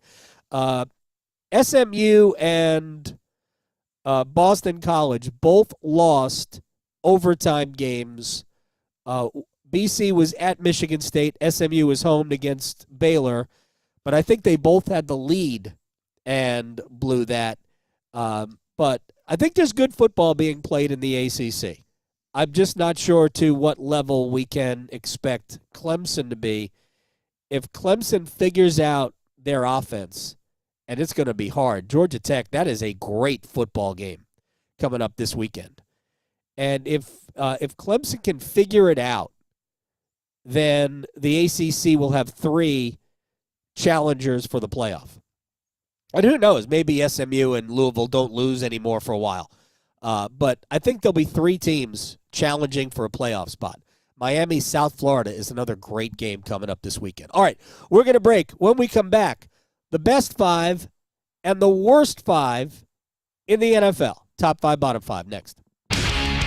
Talking sports so you don't have to pretend to know stuff. The Adam Gold Show on the North Carolina Sports Network. It's time for our 1 o'clock keyword in our Sin City Skateaway, sponsored by MGM Las Vegas, Atlantic Spas and Billiards, Hot Tub and Sauna Expo, Buffalo Brothers, and Newcomb & Company. This hour's word is Vegas. Text Vegas to 919-860-5326 for your chance to win a trip for 2 to Las Vegas and see Carolina play hockey against the Las Vegas Golden Knights next month. Again, this hour's word is Vegas. Good luck from 99.9 The Fan, the Triangle Sports Leader.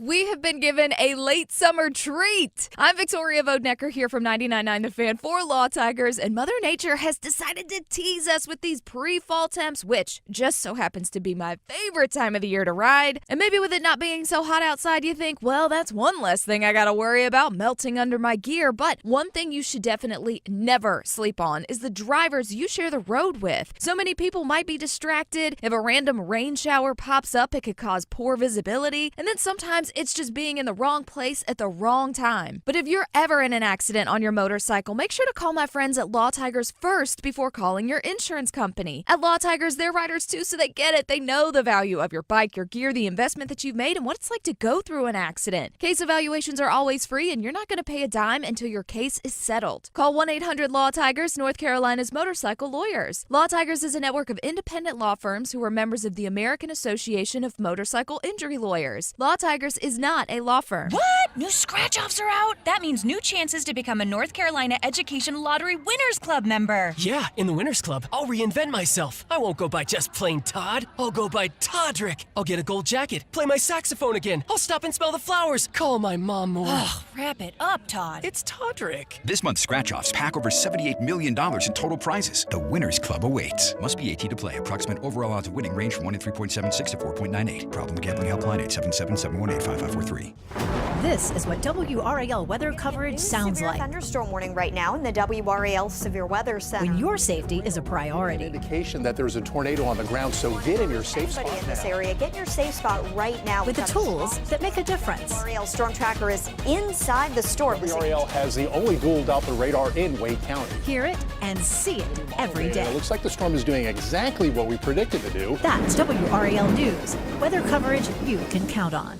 Struggling with high interest debt? You can pay it all off in days with Loan Pronto's Rapid Equity Loan. Hey, it's Dennis Cox. Get cash out now without touching your low rate first mortgage. No appraisals, no waiting, no BS. The Rapid Equity Loan program at Loan Pronto is amazing. One Loan Pronto client just got $300,000 approved in under 24 hours. They paid off debt, renovated the kitchen, and cut their monthly expenses by $1,800. That's a huge turnaround. Loan Pronto, instant approvals, low rates, no hard credit pull up front. Listen, your home equity is yours. Use it. Get cash to consolidate your debt down to one easy low monthly payment. Call Loan Pronto now for a free instant appraisal for your home and see how much cash you can get today. Loan Pronto is A+ rated by the BBB and have nearly 2,500 5-star Google reviews. Their service is off the charts. Call now to start the conversation. 919-381-1760, loanpronto.com. 919-381-1760. Get debt relief now. Loanpronto.com. Equal housing lender. NMLS 166171 on approved credit. NMLSconsumeraccess.org. I'm Scott Hansen, host of NFL Red Zone. Lowe's knows Sundays hit different when you earn them. We've got you covered with outdoor power equipment from Cobalt and everything you need to weatherproof your deck with Trex decking. Plus, with lawn care from Scott's and, of course, Pit Boss grills and accessories, you can get a home field advantage all season long. So get to Lowe's, get it done, and earn your Sunday. Lowe's, official partner of the NFL. This is Adam Gold. You know, soap attracts dirt, right? That's what soap does. It attracts dirt. Right now, Bill Belichick is soap. That's what he is. Yeah. He's soap. Yeah. He's attracting all this dirt. Or he's like an overripe banana and it's attracting all these gnats. The Adam Gold Show.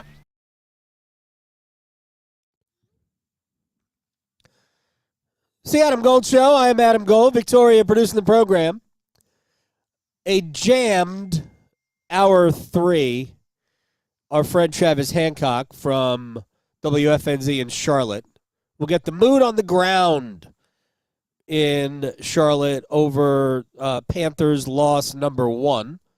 And then Ryan McGee of ESPN. We'll talk college football with him. We like to do this because it's fun to rank the 5 best and 5 worst teams in the NFL, as we do every Tuesday. So let's. Oh, beautiful. Absolutely beautiful.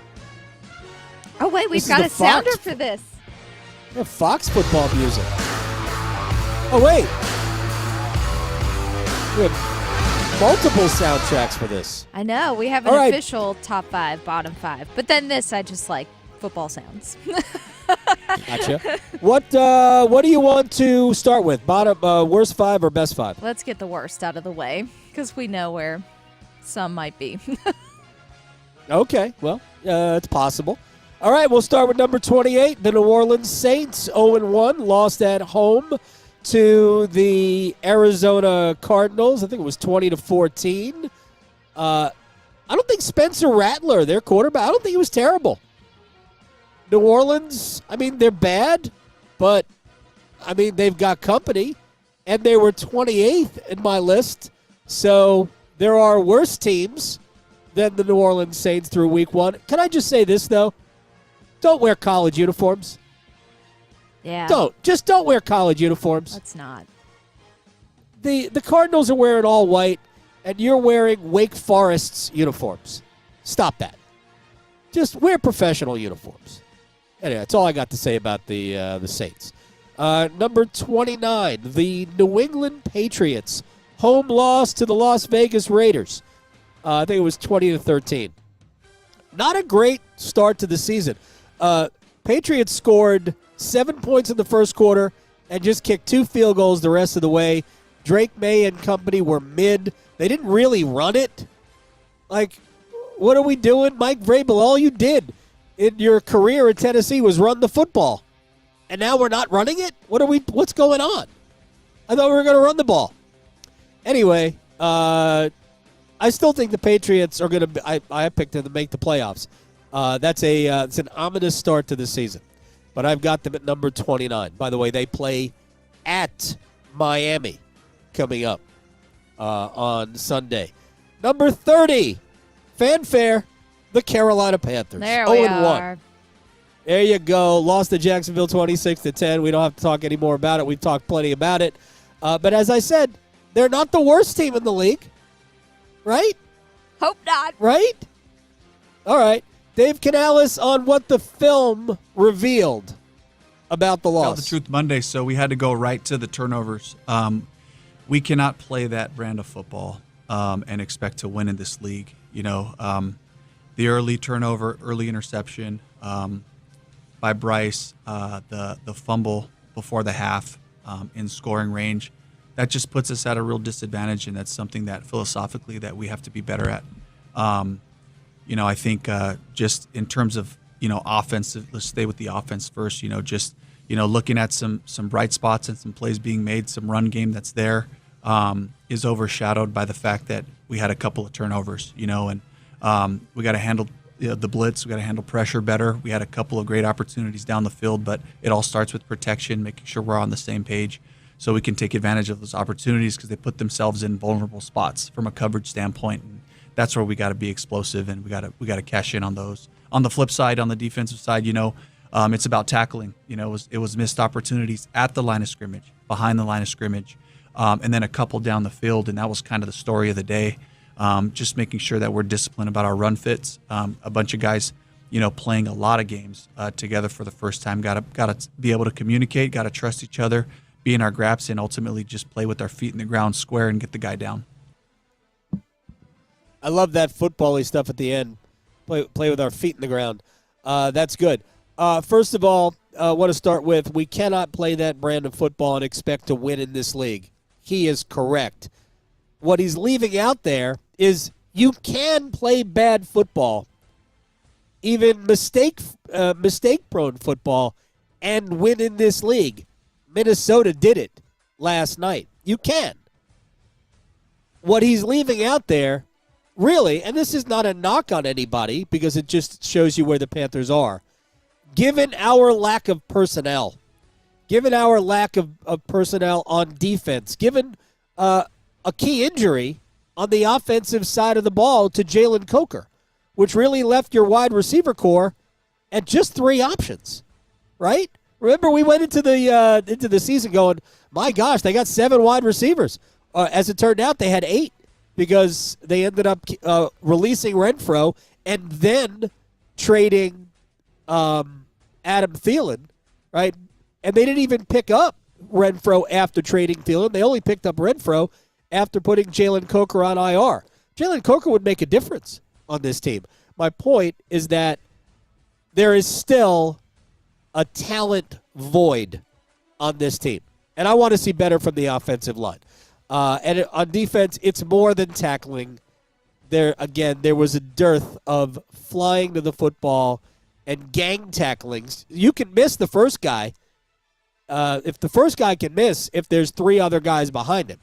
We saw that a lot last night on both teams' parts, Chicago and Minnesota. I saw it during Jets and Steelers when Lightning was delaying the Panthers game.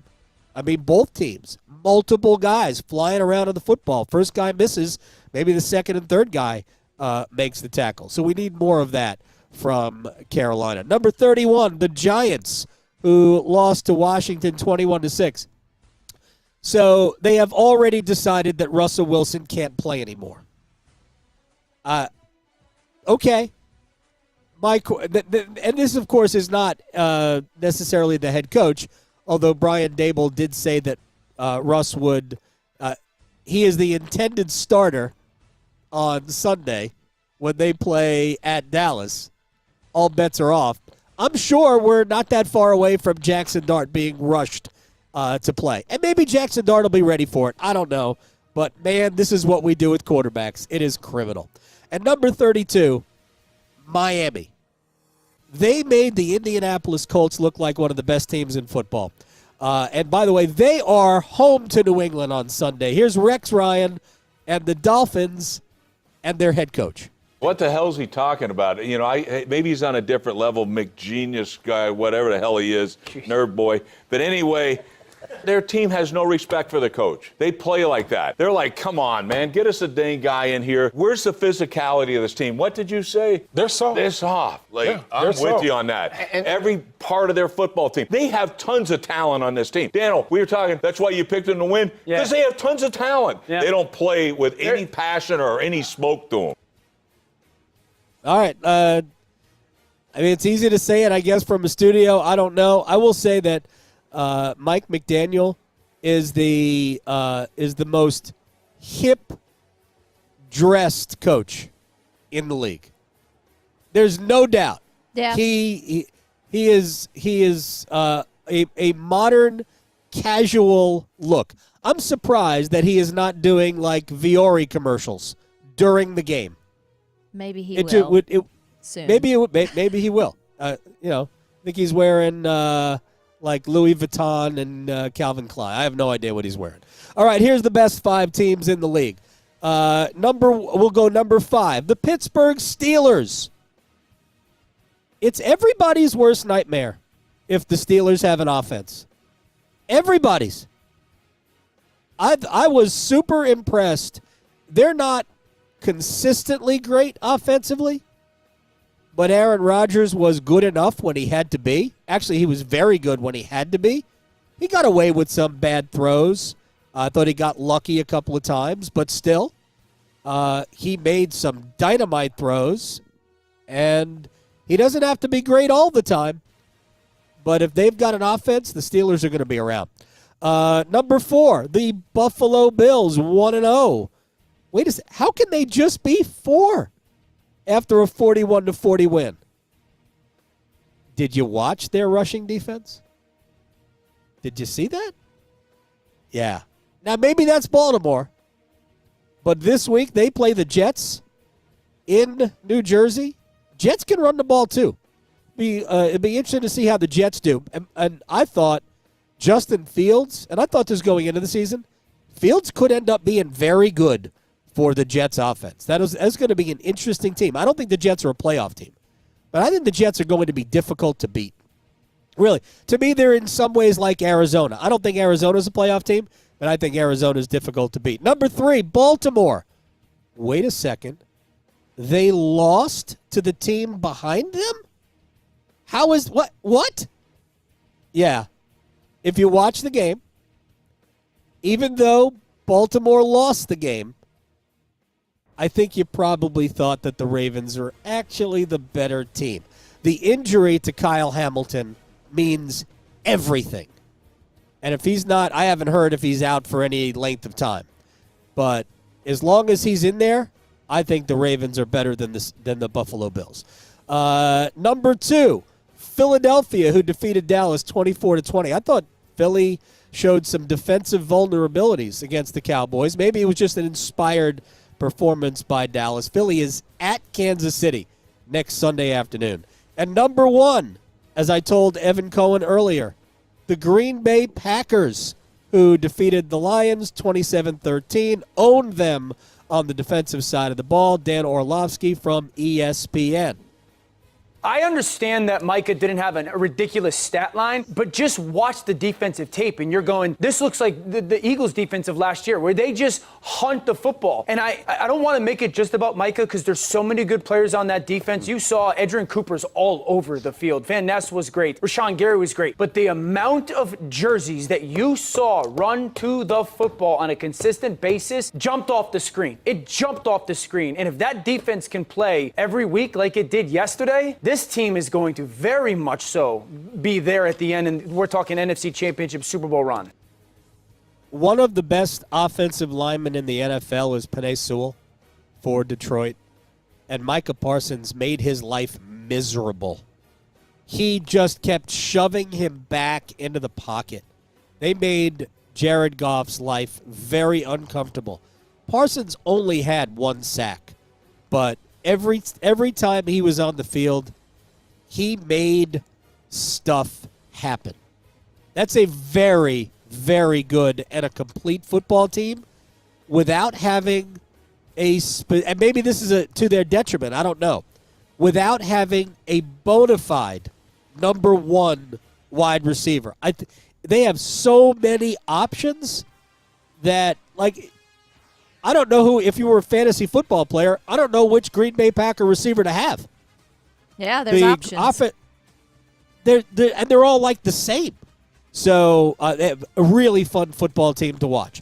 All right, we'll break. We'll come back. We will stretch. We will place bets. All of that next. From the heels. Touchdown, Carolina. To the canes. She scores!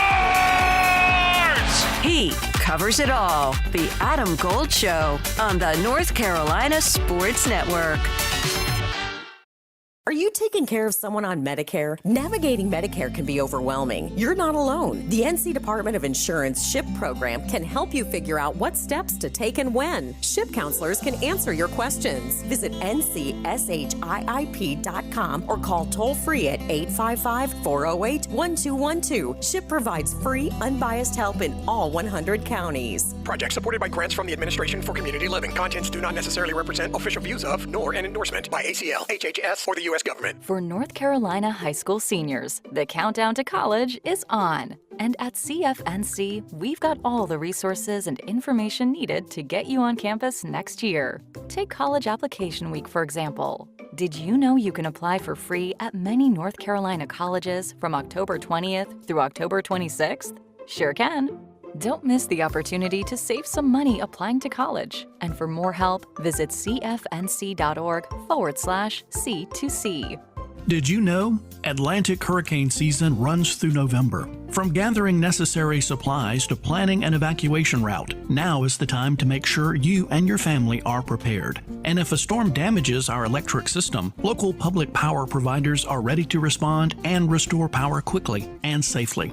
As a public power customer, you benefit from having an electricity provider that restores power faster than other providers do. Visit electricities.com for storm preparation tips and resources. Crisis Services helped me get back on track. They listened without judgment and made sure I had the support that I needed. No matter what you're going through, there's someone who will listen. I wasn't alone, and neither are you. Whatever your crisis, you have options. Reaching out for help was the best decision I ever made. You can too. It's okay to need support. No matter your crisis, you have options. Visit ncdhhs.gov/crisis services. At North Carolina Farm Bureau Insurance, you're more than a policy, you're family. With offices in every county, we're close by when it matters most. Our local agents customize coverage to fit your life. And our award-winning claims team delivers fast, quality repairs. It's no surprise Forbes ranked us the #1 auto insurer in America. North Carolina Farm Bureau Insurance. Helping you is what we do best. Now, all across North Carolina, it's Carolina Newsmakers. Each week, leaders from politics, education, business, and the arts join Don Curtis to share insights and ideas shaping our state. Listen on radio stations throughout North Carolina and on demand at carolinanewsmakers.com. Carolina Newsmakers is presented in part by the North Carolina Academy of Family Physicians, advancing family medicine in North Carolina since 1947. North Carolina ranks second in the nation in potential agricultural land lost by the year 2040. The NC Forever Farms program supports the preservation of family farms through permanent agricultural conservation easements and has received a record number of applications for 3 straight years. Landowners interested in preserving their working farm through the Farmland Preservation Division of the North Carolina Department of Agriculture and Consumer Services can learn more by visiting ncadfp.org.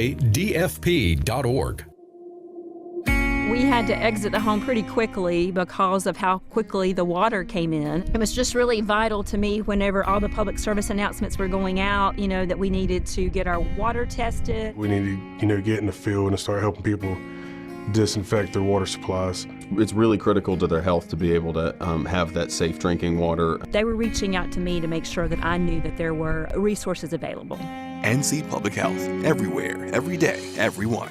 One Adam Gold. One Adam Gold. Turtle cake? Like, what are we... What?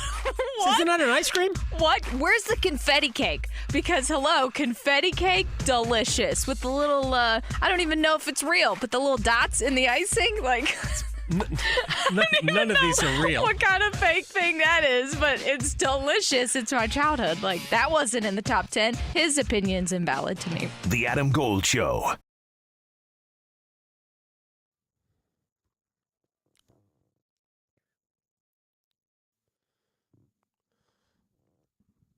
It's the Adam Gold Show. I'm Adam Gold. Victoria's on the 1s and 2s.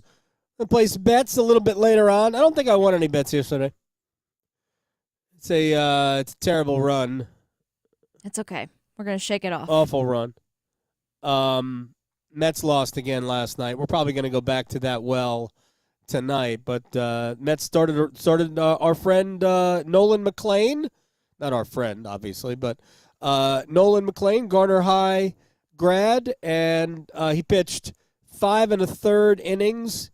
I think his worst outing as a big leaguer, where he gave up a run. Actually, he actually gave up a couple of runs in Detroit, although he won the game last time out. But 1 run, 5 1/3 innings, 7 hits, I believe, 3 walks. So not quite the dominant performance he has laid out there in the past. But the Mets didn't score, so they ended up losing 1-0 in Philadelphia. But did we do that game yesterday? I have to go look. Either way, we'll place bets in a minute. But right now, it's time to stretch. Okay, so I played that song on purpose because if anyone has car sickness as an issue, then this might be a hack, yes. So playing songs like that or the Hakuna Matata song, all of these things can help you because a new study found that music can alleviate motion sickness, which is great, but it's a very specific kind of music. So they say the, quote, gentle music or cheerful music, which is like classical music, soft rock, stuff like that, stuff you'd hear at coffee shops, maybe elevator music. I don't know, maybe it's all in the same category. But it did say joyful pop songs like Shake It Off or Happy, Pharrell, which that song is kind of ruined for me. I heard it too many times. Okay, that's fair. Can't Stop the Feeling from Justin Timberlake. That's also in the same category. And then, Isn't that the same song? You would think. It feels like it's very similar. Yeah, it's the very same similar. Yeah. Or just Hakuna Matata, which I love that one, so why not? We'll just play that one. But yeah, so okay with that might actually be helpful for you. Now, I wish I would have known this for my dog Biff, who, growing up, always got car sickness every time it was time to go to the vet. So even though it's difficult for him to, for me to say, hey, Biff, listen to this. But that could help you if you're a person, I think. They say it helps kind of calm you down because motion sickness is a negative emotion and it causes tension, which then triggers things like dizziness and nausea.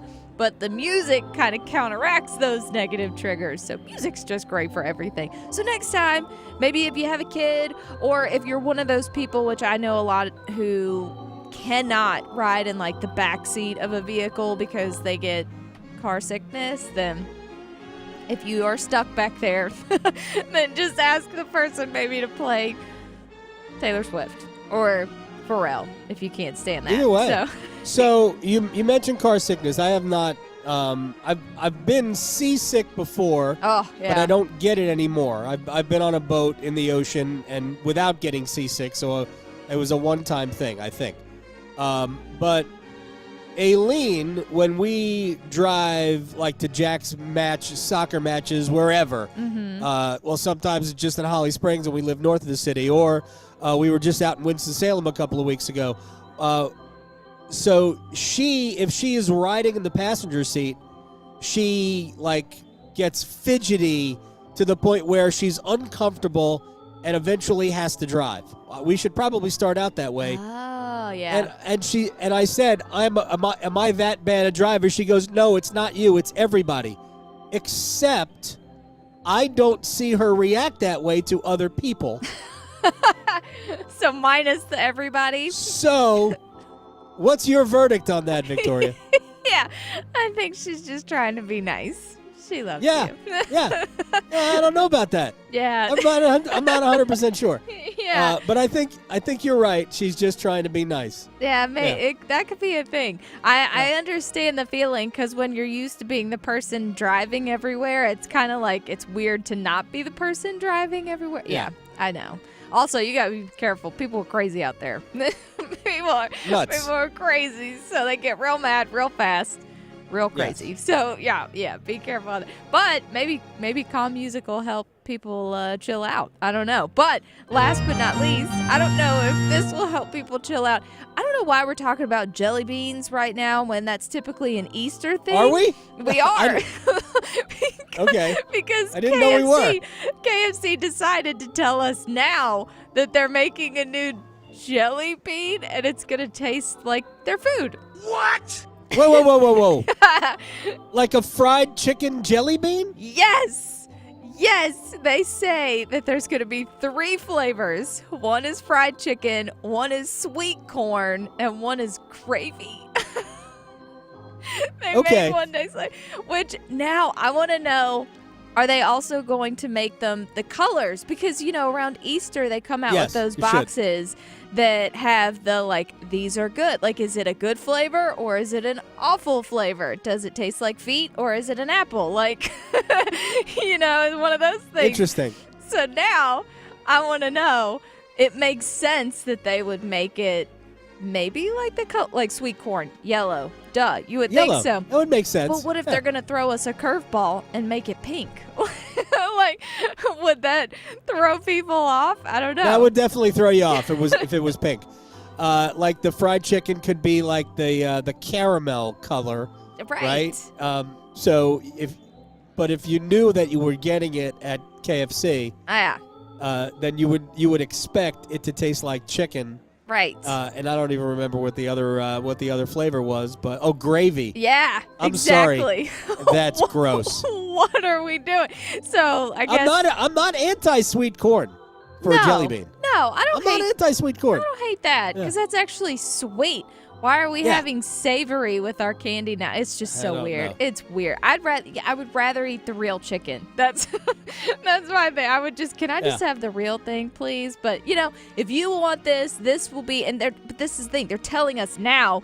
It's still not going to be released until early next year, right ahead of Easter, so you can plan your party accordingly. Wait, so this is coming out during Easter? Yeah, like right before Easter, but they want the world to know about it today. So I don't know. I guess so we could ponder on it and be excited for. I wouldn't have let people know. You're just more likely to have people stay away. I know, exactly. Well, to each their own, I guess.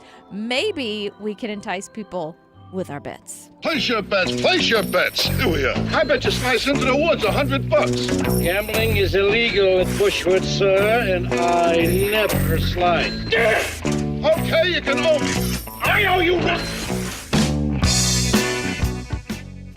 All right. I don't really remember what happened yesterday. I'm assuming that I didn't win because if I won any one of my wagers, I would have known this. No, I did.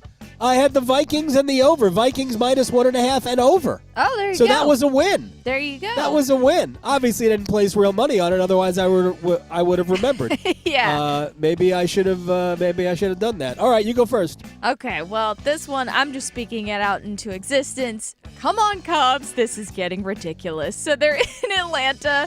They lost yesterday, but the guy pitching today, Cade Horton, he went like 5 innings with a no-hitter, and then, of course, Ben Brown ruined it for them. So, Cade, let's do it again. Let's get a win against the Braves. And I'm going to go with the under 8.5 because let's not go too crazy. Plus 250.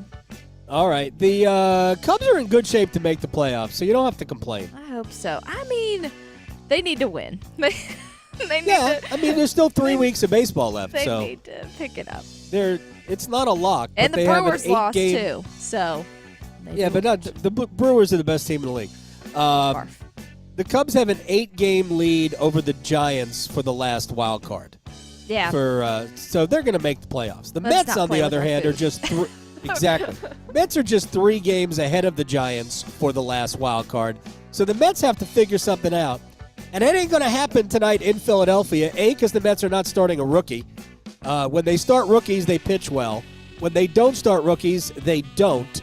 Philadelphia will beat them tonight, and the game will go over 8.5 because I think I think both teams will score today.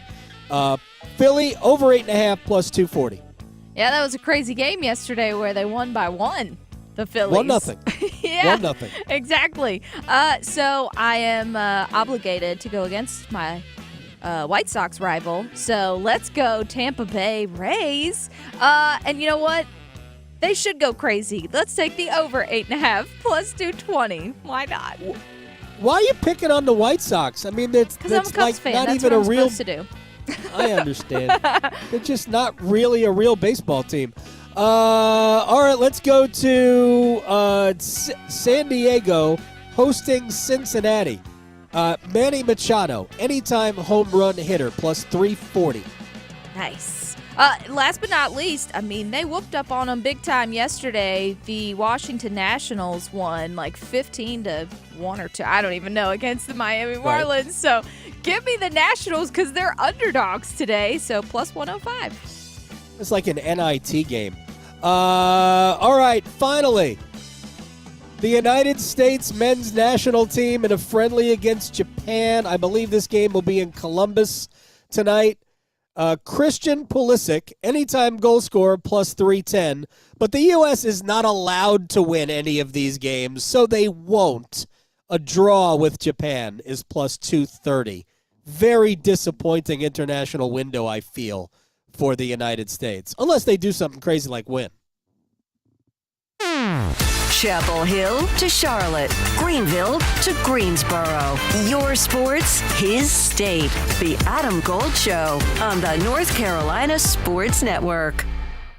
Adam Gold here from my friends at FanDuel, America's #1 sports book. It's never too early to start thinking about Week 2 in the NFL. In fact, a lot of local people very interested in a 1-0 versus 1-0 matchup Thursday night as the Commanders take on the Packers. 2 great young quarterbacks, exciting offenses, and Micah Parsons. And new customers can bet $5 and get $300 in bonus bets if your $5 bet wins. So do that. Pick something easy like Micah Parsons is going to pressure a quarterback. I don't know if you can bet that. Win and get $300 of their money to play with. FanDuel.com/AdamGold. FanDuel.com/AdamGold. Download the FanDuel app today. Get started. 21 and over and present in North Carolina. First online real money wager only. $5 first deposit required. Bonuses issued as non-withdrawable bonus bets, which expire 7 days after receipt. Restrictions apply. See terms at sportsbook.fanduel.com. Gambling problem? Call 877-718-5543 or visit morethanagame.nc.gov. Hey, Carolina Panthers fans, it's Dennis Cox from 99.9 The Fan. For all the inside information on your team, join me and my co-host, WRAL TV's Chris Lee, for our podcast, Panthers Playbook. In every episode, we'll keep you up to date on your Panthers, and we'll do it with access only we can provide. Locker room insight, exclusive interviews, and in-depth looks at every Panthers game. Follow and subscribe to Panthers Playbook wherever you discover your favorite podcasts or watch on YouTube.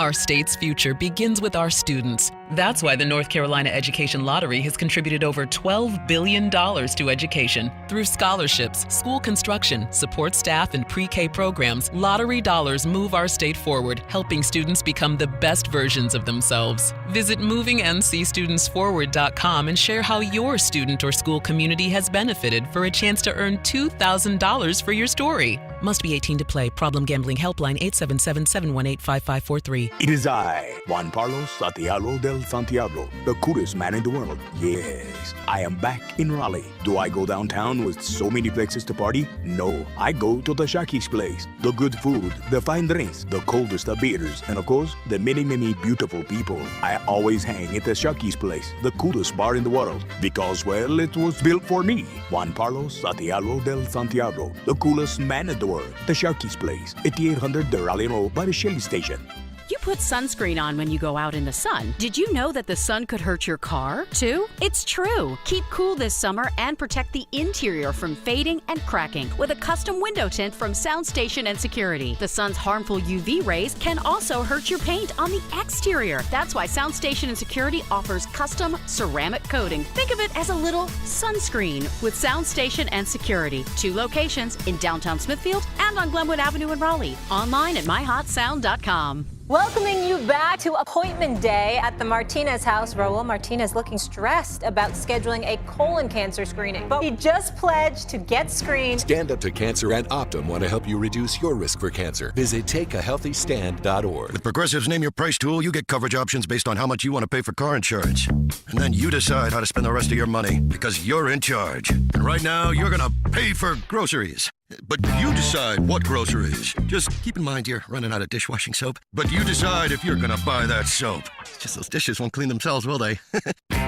Remember, with Progressive's Name Your Price tool, we'll help you find coverage at a fair price. And then you're in charge. Progressive Casualty Insurance Company and affiliates. Not available in all states. Price and coverage match limited by state law. This hour of the Triangle Sports Leader is powered by Ritchie Law Firm, injury lawyers. Ritchie Law is on top of it. Go to ritchielaw.com. Get in the hole! That's ritchielaw.com.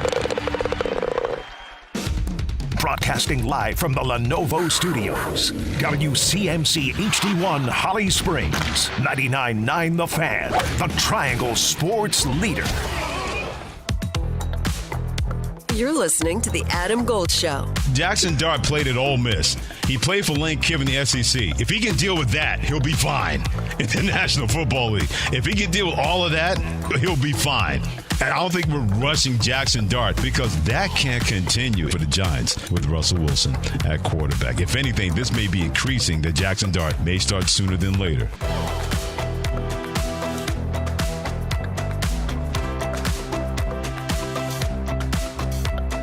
It's the Adam Gold Show. I'm Adam Gold. That's Freddie Coleman from ESPN Radio. And the prevailing thought is that the worst quarterback performance in Week 1 was that of Russell Wilson. Which is why there are so many who are rushing to Jackson Dart. I have a question. That's crazy. You also signed Jameis Winston. Why isn't he part of this mix?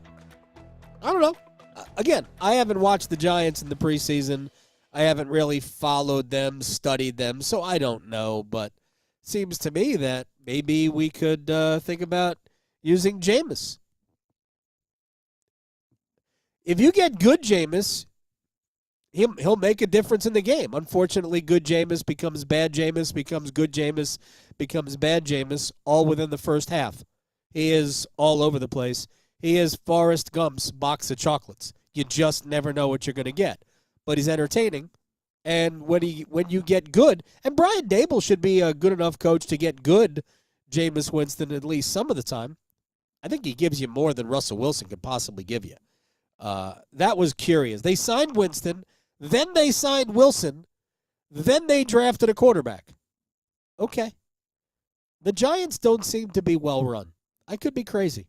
They don't seem to be well run. All right. We're going to get a national perspective on Bill Belichick through 2 games as we do the Wall of Sound. The Wall of Sound is a function of this studio. There's no doubt about it.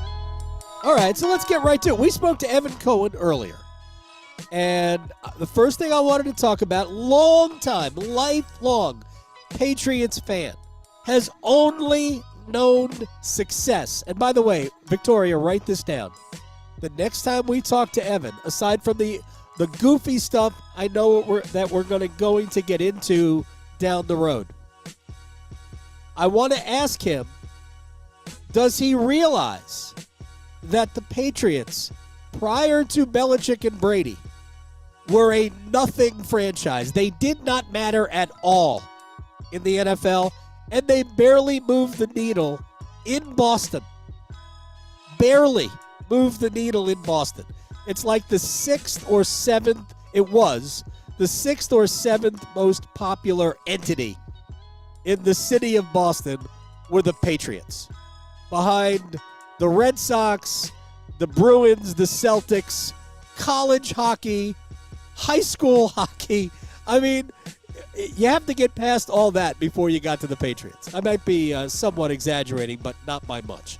All right, here's Evan Cohen, his thoughts on Bill Belichick.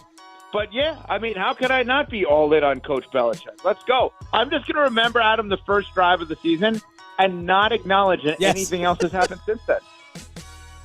Best team in college football on opening drives. They were 3 completions and a touchdown against Charlotte. It was 7-0, and I really thought we were on our way to like a 56-0 score. Charlotte, unfortunately, and bless these guys. I know they want the program to be good. Charlotte's a great football city. They play in a high school stadium, basically. But Charlotte's basically a high school team. I really thought North Carolina was going to blow them out. But after that opening drive, it was very much the same formula we saw against TCU, except that Charlotte wasn't good enough to take advantage of it. Adam, I'm on to Richmond. I'm on to Richmond. That's what I am. I'm just on to Richmond. It's perfect. Like I said, I said to everybody, we're not really going to learn about this team in a positive way until maybe the game against Central Florida and maybe the game against Clemson. But Clemson has some other issues that they've got to work out. I would make an argument.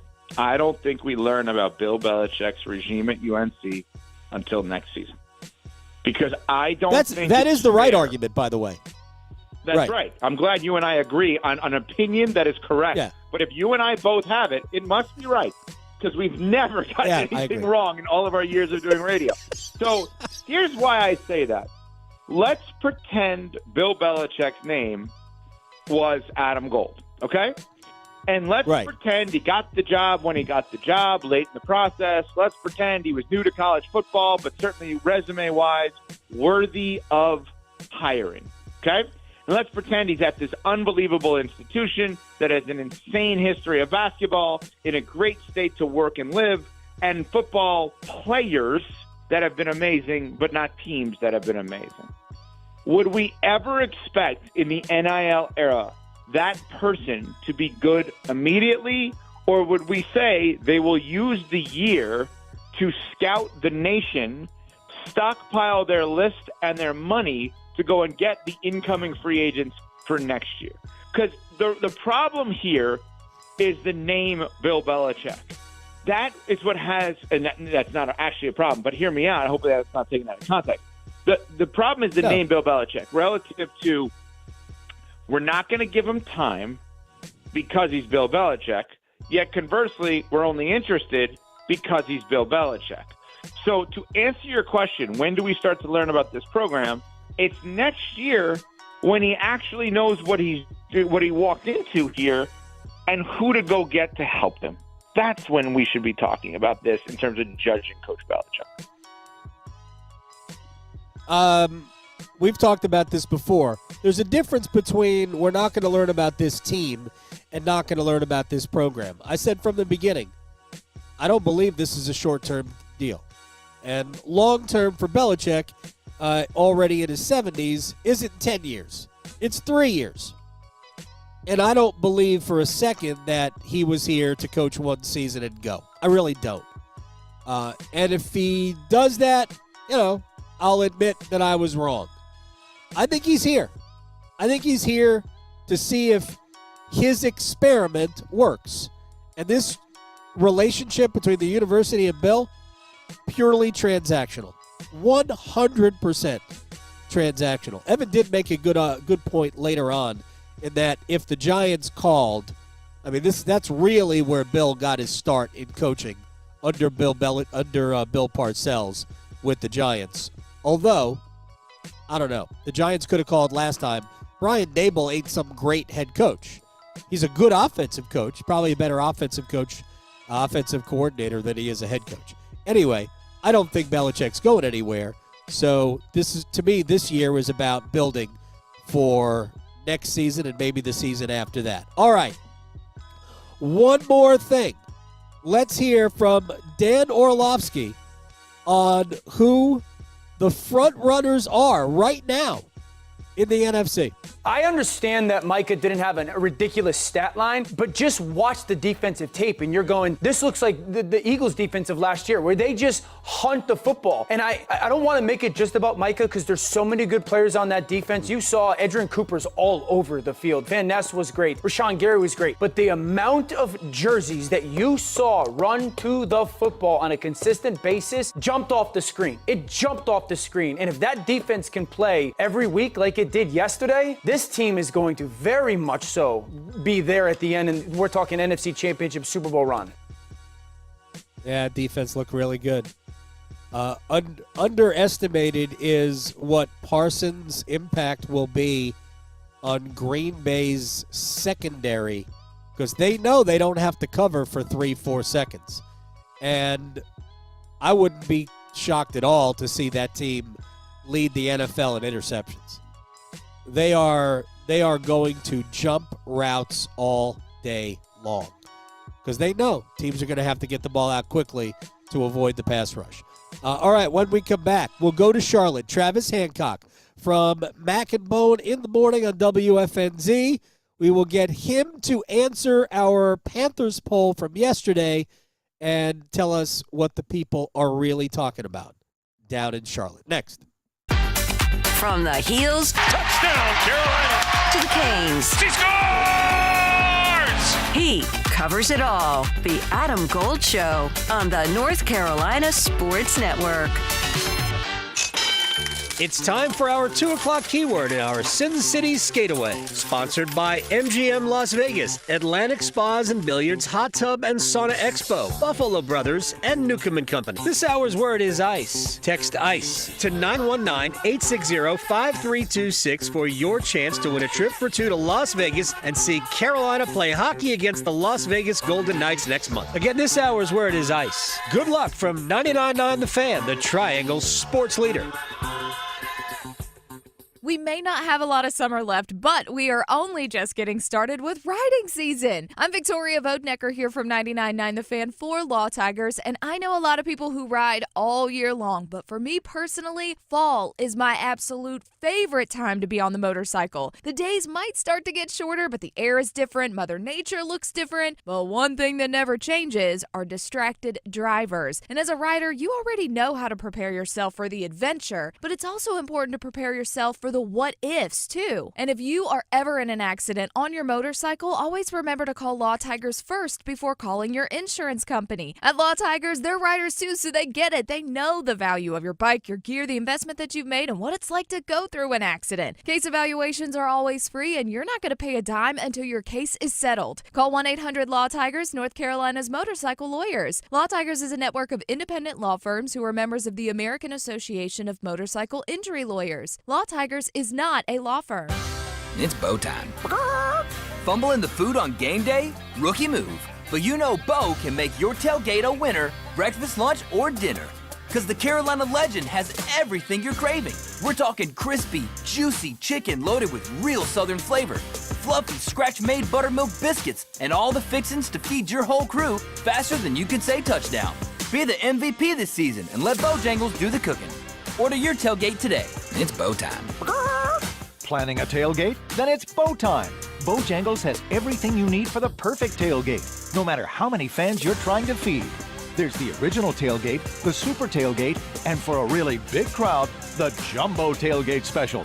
And if you like your chicken off the bone, choose the Supreme's Tailgate Special that includes 12 perfectly seasoned tenderloin fillets. So grab the tickets, get that Bojangles Tailgate Special, and go. It's bow time.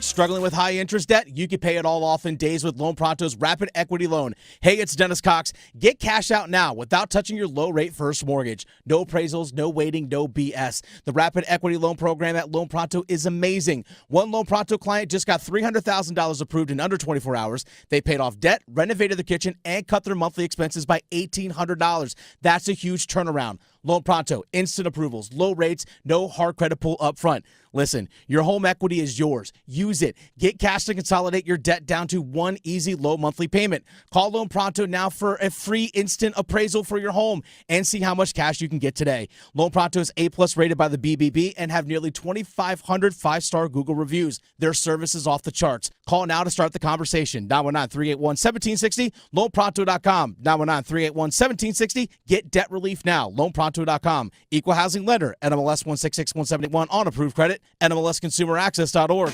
When you're hiring, have you ever felt like you're missing out on meeting great candidates? Well, they're not hard to find when you go to ZipRecruiter. ZipRecruiter helps 10 million people with their job search every day. People who are actively looking for jobs like yours. So it's easy to find the right person fast. 4 out of 5 employers who post on ZipRecruiter get a quality candidate within the first day. Try ZipRecruiter for free at ZipRecruiter.com/free. That's ZipRecruiter.com/free. One Adam Gold. One Adam Gold. Turtle cake? Like, what are we? What? Isn't that an ice cream? What? Where's the confetti cake? Because, hello, confetti cake, delicious. With the little, I don't even know if it's real, but the little dots in the icing, like... None of these are real. What kind of fake thing that is, but it's delicious. It's my childhood. Like, that wasn't in the top 10. His opinion's invalid to me. The Adam Gold Show.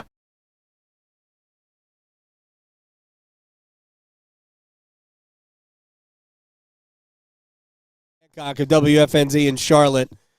Mac and Bone in the morning. Here is the bone of Mac and Bone. I love a little Tone Loc. Have you ever karaoke'd Funky Cold Medina? Oh, this is Wild Thing. I'm sorry. Have you ever? Okay, repeat All right. that question. I ruined the whole thing. I was still Have you? talking Never to mind. Travis, so I didn't hear any of that. Oh, good. Never mind.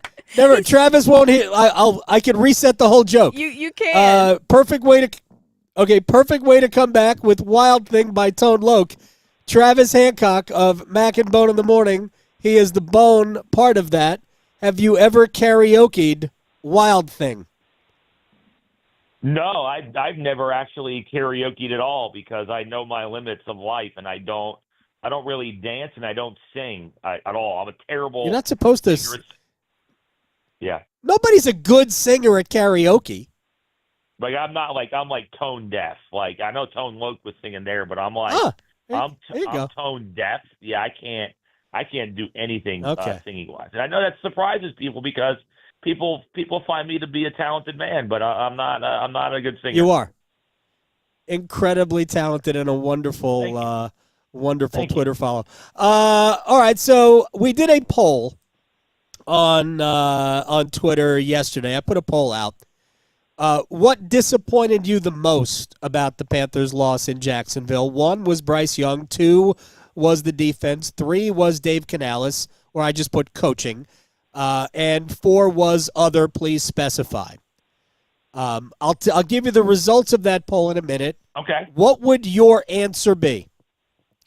I would say, first of all, there was a lot to go with there. I would say coaching because that kind of covers all of it. The coming out flat, offense, defense. I would say coaching and not being prepared. Fundamentals were all out of whack. I would say coaching because that covers offense and defense, and I was really disappointed by the way they came out. And to me, that's on Dave Canales and the coaching staff. Well, first of all, I agree wholeheartedly. The results of the poll were 36% Bryce, 27% defense, 29% coaching, because that also could be the defensive coordinator, who's still the same defensive coordinator that coordinated historically one of the worst defenses the National Football League has seen in the Super Bowl era. And 8 was other, but most of those others were all of the above people who didn't want to say one, they just wanted all of it. As you pointed out, that could have been Dave Canales. Let me ask you this question, because I know Mac and I, along with our friend in Greensboro, Josh Graham, we're going back and forth on Twitter about the preseason. Do you believe a more robust workload for the first-team offense would have been a better idea in the preseason? Do you think it would have helped what we saw Sunday? Yes, I do. And Dave Canales didn't learn his lesson from the previous year when they came out terrible against New Orleans and lost 47-10. So they had the same routine this preseason, and they came out not quite as bad, but still not very good. Fundamentals and all that were just out of whack. For example, look at Austin Corbett at center and the repeated missed snaps with Bryce Young. Like, it feels like they're trying to use like week 1 to try to like get themselves into the regular season, and they can't afford to do that. Some teams can afford to start out a little bit slow. They can't do that. They can't afford to start out slow because it can really spiral. And they're not Kansas City. They're not Baltimore. These teams that can lose in week 1 and make up for it. They can't use week 1 as a launching pad. They have to be ready to go for week number 1. So I think the preseason would have helped. And Adam, did you notice in that little Twitter thing there that Mac started that? And then Mac never jumped back in. It turned out to be you, Josh Graham, Dennis Cox, Tim Donnelly. Half of the state was involved in this thing. Meanwhile, Mac's over there looking at other stuff. Mac started a whole Twitter fight and never came back to it. Yeah, and I appreciate that because he's probably too busy watching CFC not lose a match in league play in their last 8, so he's living high on it. We might talk about that at the end of the week with Willie P. Style. Travis Hancock, the Bone from Mac and Bone in the Morning, WFNZ in Charlotte, joining us here on the Adam Gold Show. But here's my point. I think my point gets lost in this. Like, do I think it matters if they had played more in the preseason? Yeah, I do. But I don't know if you can't prove it. We can't, because we can't go back and say, and, go into a time machine. We can't get into the DeLorean and roll back to that game in Houston when Dave Canales pulled him after, 6 or 7 plays, whatever the play count was, and said you didn't earn a third series, which to me, that was my issue. My issue wasn't that they didn't play enough. It's that, well, you had the opportunity to play them more, and you got mad because it wasn't good for 2 series, and so you punished them. I'm using air quotes here because I don't even know what the punishment is. You punished them by not playing, which really punishes the whole team if it mattered. And if it didn't matter, if it had no bearing, then we wouldn't play at all in the preseason. But it clearly does matter, so why wouldn't you have them play until they get it right? That's my only point. It's unprovable, but I think Dave Canales just got mad, like a moment of petulance, without throwing a tantrum. He just decided to hold them like that. I'll tell you, I'm going to take your phone away. That's basically what he did. Yeah, I think that each team is also different. Like for this team, I think they need to play more based off of the proof of last year. We just said it. Like last year, you didn't play them; they came out terrible. So, like, wouldn't you naturally think this year? Well, I don't want to go through that again. So, each team is different. Like you might want to make the adjustment. That's what coaching is all about. And I don't know. It's the punishment I think here was all of us that we had to watch that on Sunday. I think he punished all of us on Sunday. Yeah, I mean, the right, lightning but delay. They had the lightning delay during the game, and that might have been the most enjoyable part of experience of the whole game the other day because we got to take a break for a while, and then they came back on, and it's like, oh, here we go again. Yeah, I made a list of pros and cons, and after trying to think of the first pro, the J.C. Horn interception, I thought Ryan Fitzgerald looked good on the 48-yard field goal. Ben Martin and his 2 punts, they're very good. We needed to see more punting from Ben Martin. And then fourth was the lightning delay because it allowed me to watch good football in for that 90 minutes. I don't know if the Jets and the Steelers were on down there, but that was an entertaining, well-played football game between those two teams. Like legit fun football game to watch. That game was on, and Red Zone Channel was on. I was watching Atlanta, Tampa. Like I was really into these other games, and then all of a sudden they came back on, and I was like, oh, okay, here we go. Oh no, I was hoping the lightning delay. Yeah, it's like the Panthers are playing a different sport sometimes than the rest of the league, and it's been like that for a while. They have to somehow figure out a way to get out of the cycle. All right, let me ask, first of all, let me get to the defense real quick, and then we're going to have to be quick here. I know Canales said yesterday in the coaches show that, well, if we had chances to make plays behind the line of scrimmage, and they did, there's no doubt about that. But there wasn't any flying to the football. There wasn't swarm tackling. We saw that in Chicago and Minnesota last night. Those two teams, I thought they flashed good defense. I don't think the Panthers ever flashed that, and that to me is my biggest concern coming out of Sunday. Yeah, they only had 6 pressures the entire game, which is ridiculously low number. I actually thought their job against the Jacksonville wide receivers was pretty good. Brian Thomas only had 1 catch for 11 yards. The tight end went off a little bit early. Right. I actually thought the secondary did okay. Derek Brown played better after the delay. Turk Wharton, who's now injured, did really well when he was in there. Now he's out 4 to 6 or 2 to 4 weeks, whatever that is. So I actually thought there was some things to build off of. Not great, but the defense is always going to be a work in progress based off of last year. The offense not doing anything was more of the surprise than the defense. Yeah, the defense had some moments where they didn't play well, but actually came away with like the secondary. You know what?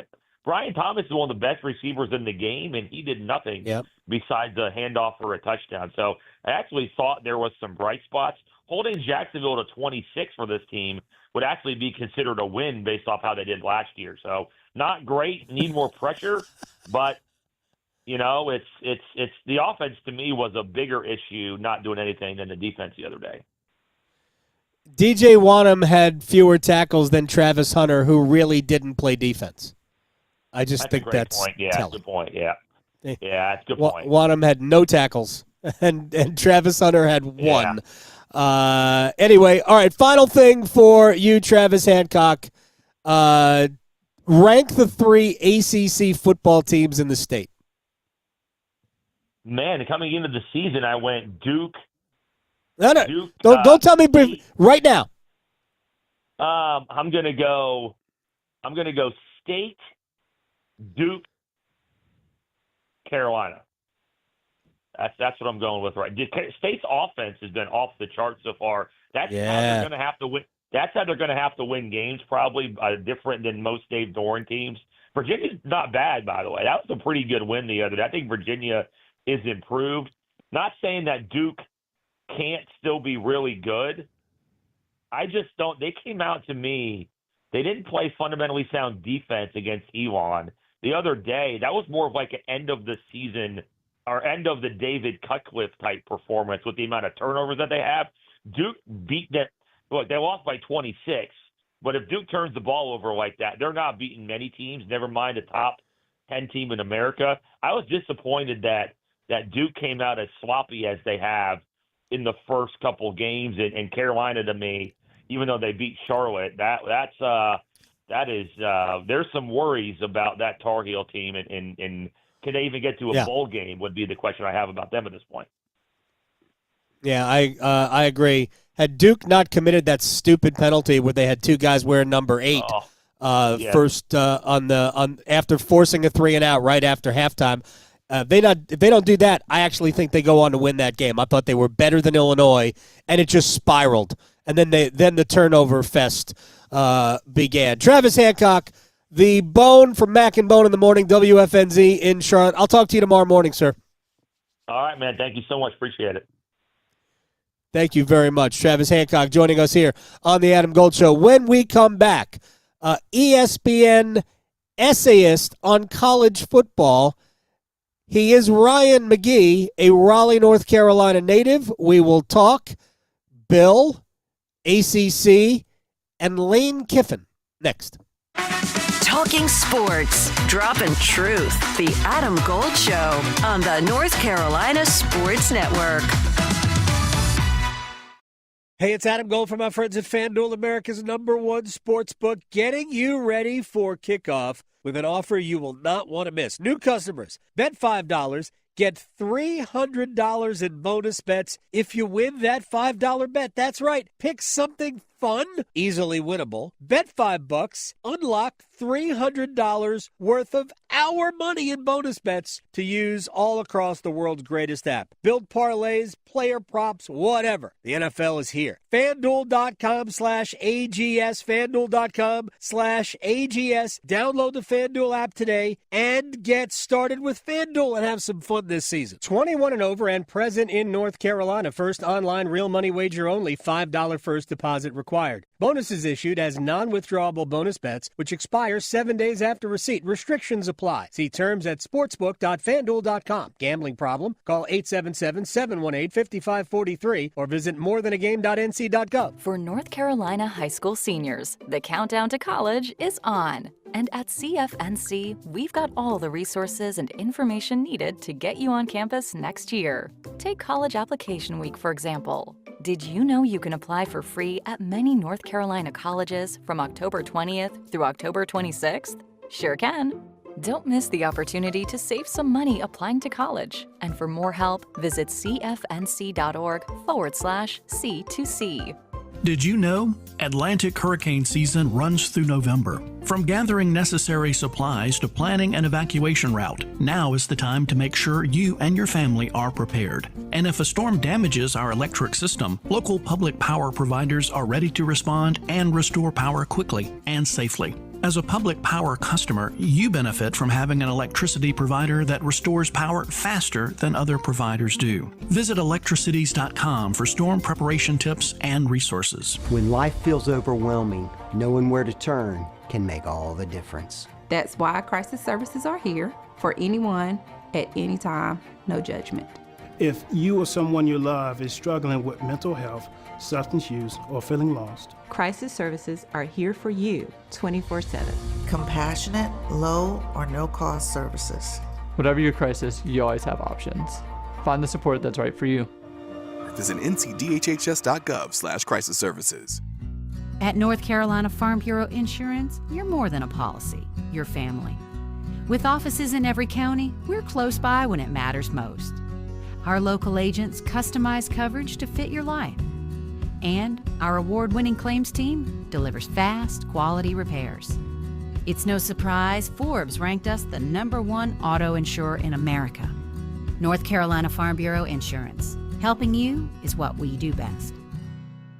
Now, all across North Carolina, it's Carolina Newsmakers. Each week, leaders from politics, education, business, and the arts join Don Curtis to share insights and ideas shaping our state. Listen on radio stations throughout North Carolina and on demand at carolinanewsmakers.com. Carolina Newsmakers is presented in part by the North Carolina Academy of Family Physicians, advancing family medicine in North Carolina since 1947. North Carolina ranks second in the nation in potential agricultural land lost by the year 2040. The NC Forever Farms program supports the preservation of family farms through permanent agricultural conservation easements and has received a record number of applications for 3 straight years. Landowners interested in preserving their working farm through the Farmland Preservation Division of the North Carolina Department of Agriculture and Consumer Services can learn more by visiting ncadfp.org.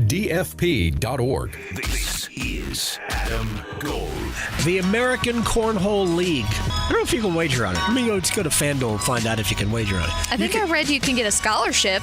Kids in high school can actually get scholarships for cornholing.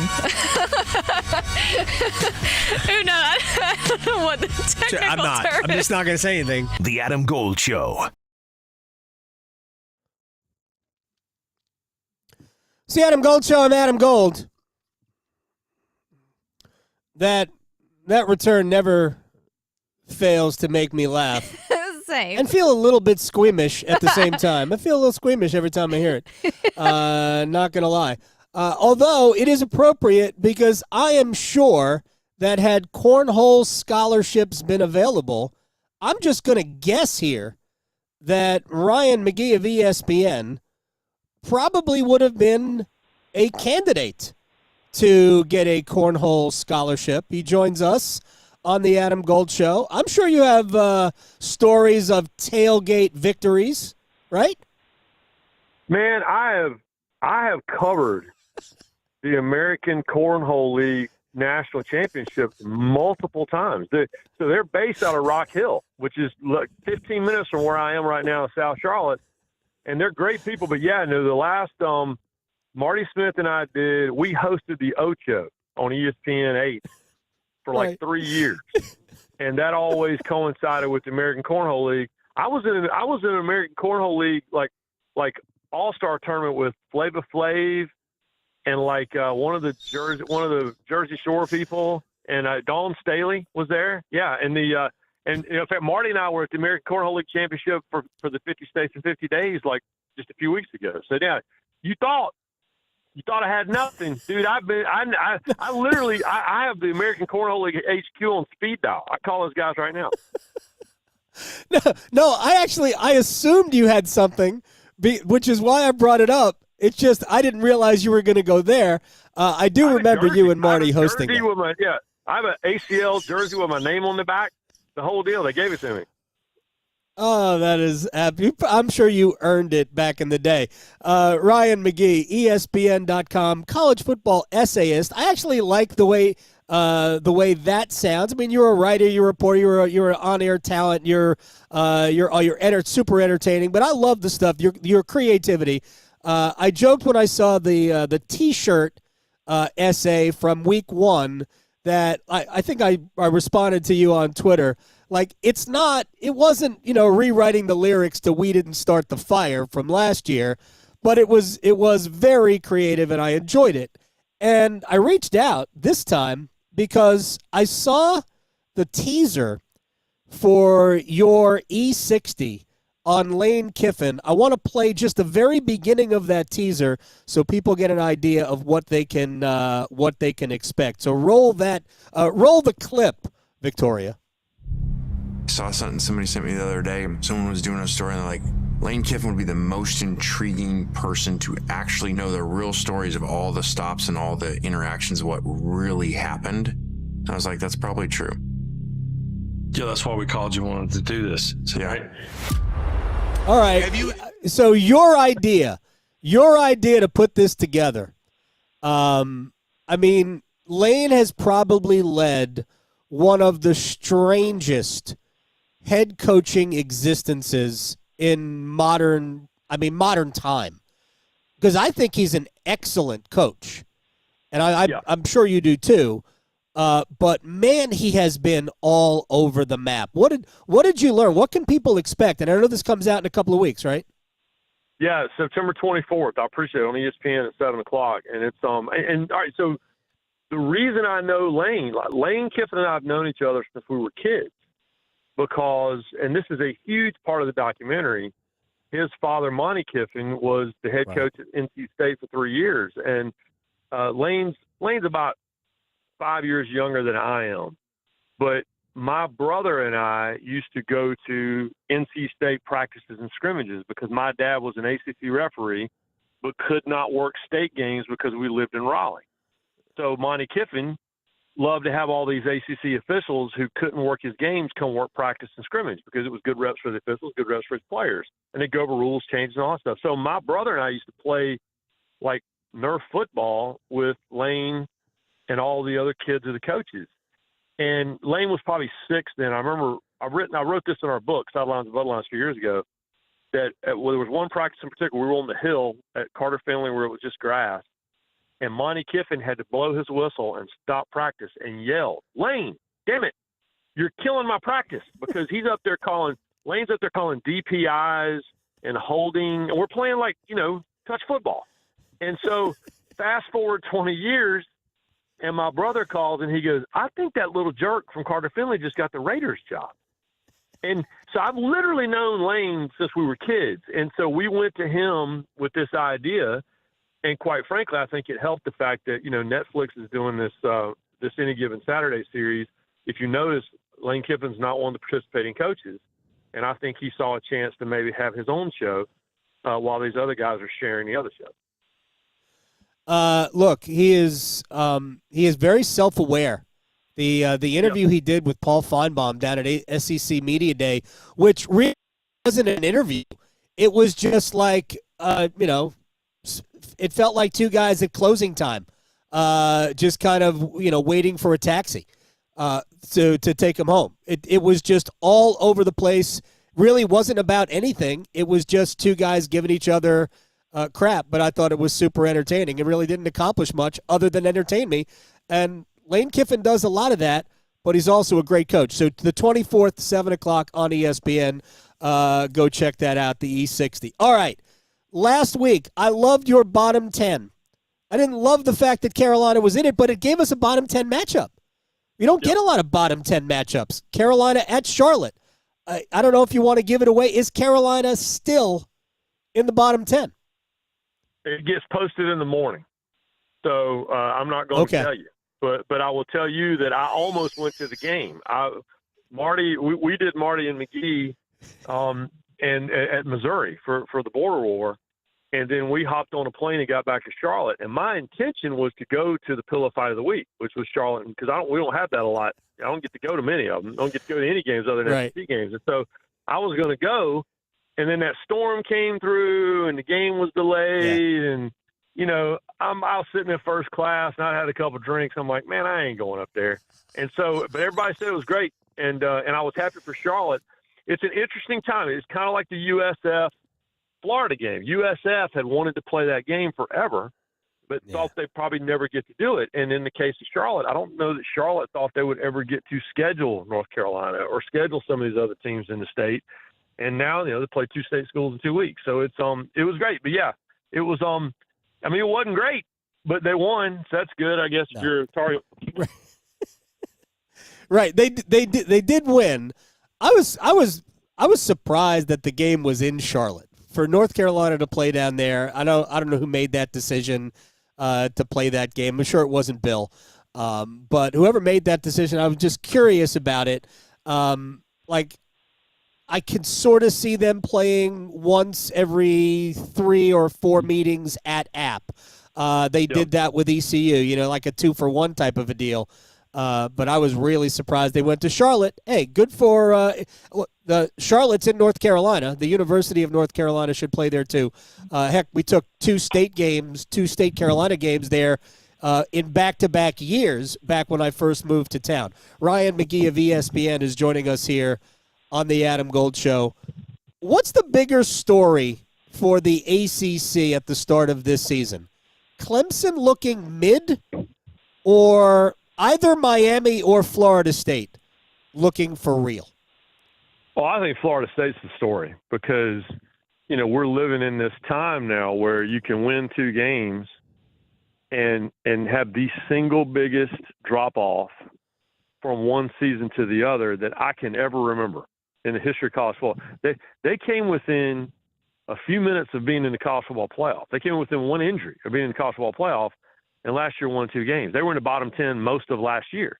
And so no one saw that coming. So for them to be as good as they are now, and we'll see. I mean, listen, it's early, but they certainly have turned it around. And that's just kind of where we're living in this world where you can go shopping and you can change things up if you got guys that don't want to be there. And all those guys that left when they realized they weren't going to be in the playoff, everybody thanked them for their service, but they don't really miss them because how committed were you? So to me, that's the story. And we'll find out about Miami this weekend.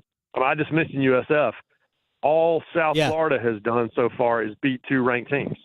So, and now they're facing a third one. So Miami better be ready because USF is for real. Yeah, if I could just bring up, and I do want to explore real quick Florida State, but Miami with the opener against Notre Dame, and I talked about that extensively last week. Mario Cristobal needs to get out of the way when the game starts because I thought Miami was super impressive until he put the restrictor plates back on. Whatever happened last week against Bethune-Cookman, no big deal. But South Florida, I know Florida is a train wreck right now, and Billy Napier is very likely to be fired at some point, either during or after the season, because their schedule is murder. They're not going to win a lot of games. But I refuse to believe that that's going to be an easy game for Miami. And then they play at Florida State the following, I think it's the following week, in the traditional 5th Saturday of the season spot for that rivalry game. We might be looking at a resurgent FSU-Miami rivalry game. Oh, no, it's going to matter. That game is really going to matter. And, we've had these stretches where obviously you and I both grew up when that game ruled the world and had some of the greatest finishes of all time, wide right and all that. But then we had that stretch where Miami lost its way and Florida State was rolling. And then, they both were not great. And then Florida State got it together. Miami was still trying to find itself. So it's been we haven't had the head-to-head matchup in a minute. And so to have that game come back and be that is a really big deal. It's the same way I felt about Notre Dame and Miami, which is, I grew up when that game ruled the world, and Catholics versus convicts and all that stuff. And so for that game to matter for the first time in a long time was a really big deal. So, yeah, and college football needs that. I say it all the time. I don't care how you feel about Alabama or USC or Ohio State or, give me any of these big brand names. But the sport is better off when those brand names are relevant. Now, I'm not a big dynasty guy. I don't need to see Alabama winning it every year. But it's more interesting when they're in the conversation. And so, when the certain games are in the conversation, it's better for college. Listen, I saw it last week in person. That border war, the Kansas-Missouri game, they haven't played that game in 14 years. That is as venomous a crowd as I've ever been in my life, that Missouri crowd. And those kids had never seen that game, most of them that are in college. And they were ready to go. And so you have to protect these games at all costs. And that's why, it's important that Miami, Florida, I think it's important for those games right now to be relevant because these commissioners have really short memories. Like I went to Tennessee and everybody acts like the Tennessee-Alabama game shouldn't be protected when the SEC goes, yes, it should. It doesn't matter that Alabama won X number in a row. They've been playing since 1896. You have to play those games. Don't be a prisoner of the moment just because of what that game is right now. Ryan McGee from ESPN. By the way, I learned that the moniker border war for Kansas, Missouri, was actually brought about because of a border war, an actual border war, on a great ESPN.com essay I saw heading into last week's football games. To your point that Alabama-Tennessee has to be protected. The ACC, this is about basketball, and I don't want to talk about basketball, but here's an indication.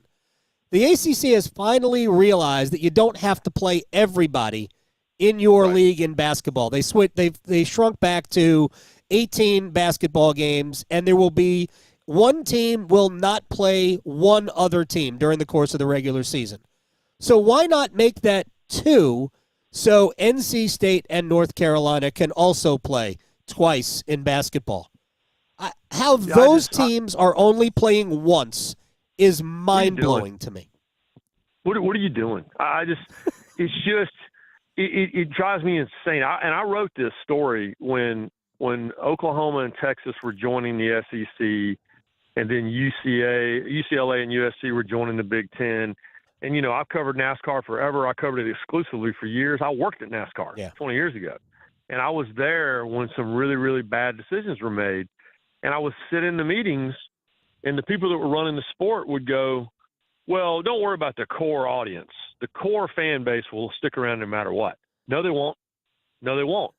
Because when you start creating a sport they don't recognize or you take away the games that they want, then you take away, Darlington Labor Day weekend, which they did for a while, or you take away Rockingham, take away Wilkesboro, whatever, and then you give them something to say, oh, no, let them eat cake, right?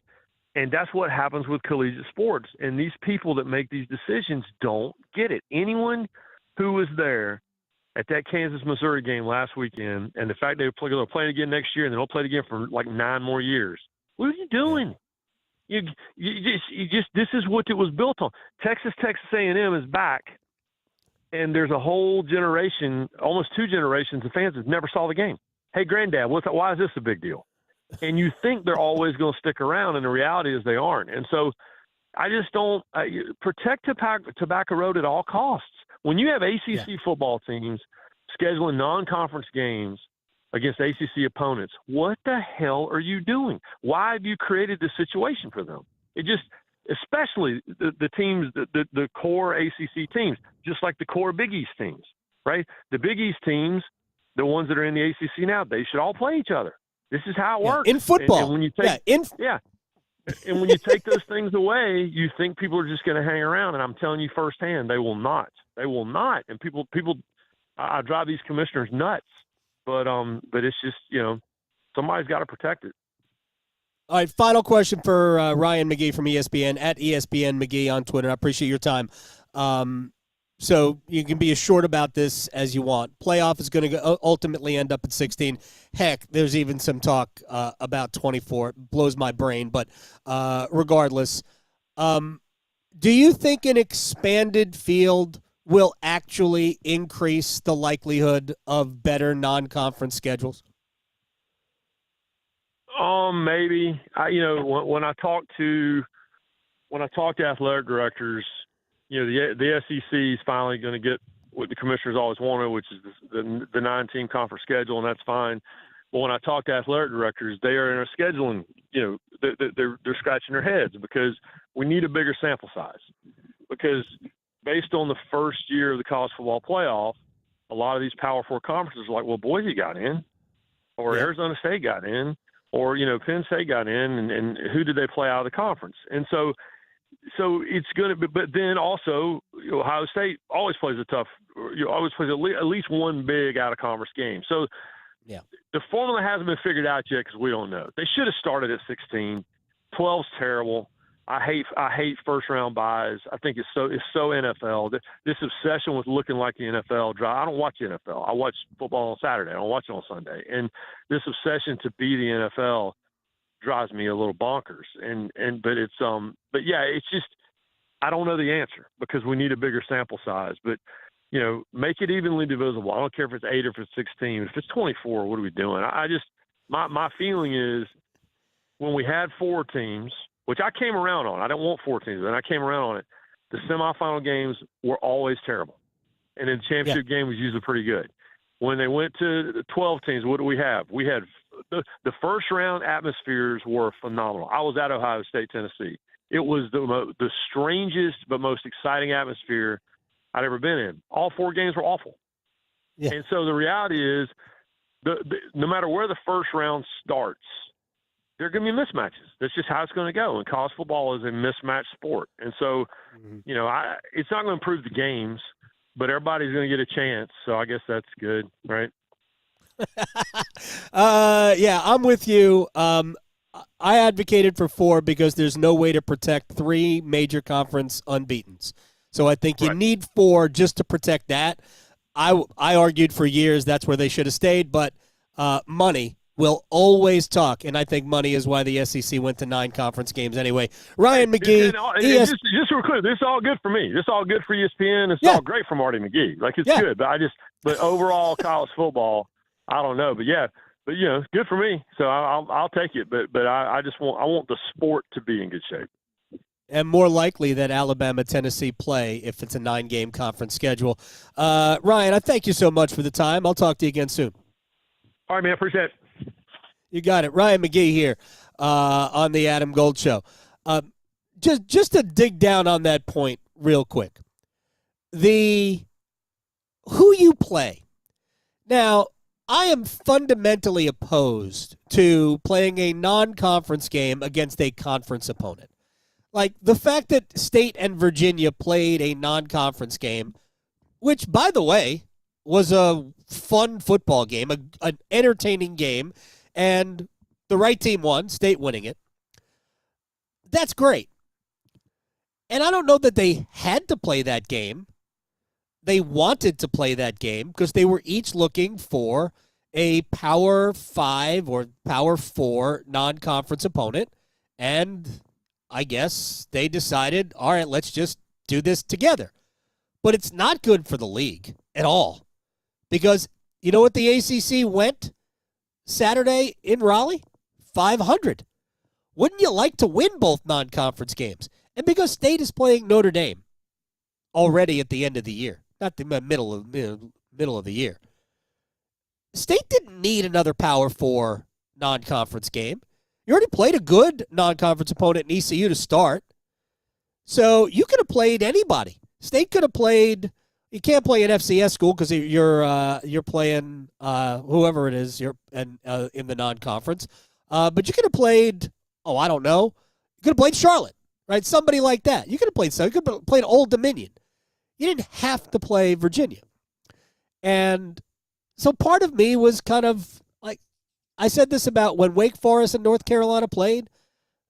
We shouldn't be playing non-conference games against conference opponents. Just shouldn't. So set that aside.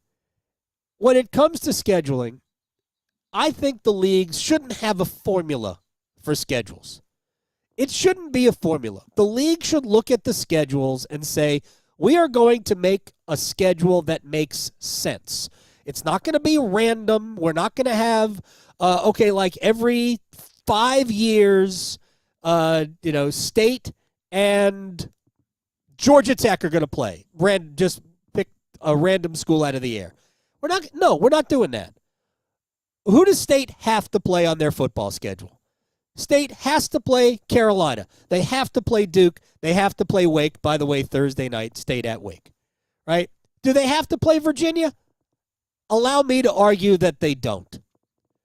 Right? Do they have to play Clemson? Kinda. All right, but does it have to be on the schedule? You can't play everybody you used to play. But there are certain games that have to be on the schedule, and those should be on the schedule.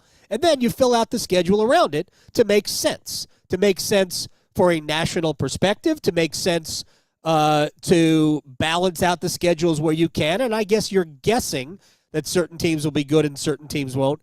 That's the way we should do the schedules in football and in basketball. We don't play everybody in football. Why do we have to play everybody in basketball? You don't. They're proving it now. So we just need more common sense when we make these things. And you make your schedule for two reasons. You make them for your television and you make them for your fans. You want to give your fans reasons to buy tickets. Victoria, thank you very much for putting up with me on remote. We will see everybody tomorrow on the Adam Gold Show. Talking sports, dropping truth. The Adam Gold Show on the North Carolina Sports Network. Listen every afternoon for The Drive with Tim Donnelly. I wasn't worried about Bill Belichick's age until Monday night against TCU and the debacle that was. Why? Because now he has to relate to the players. If you're a player,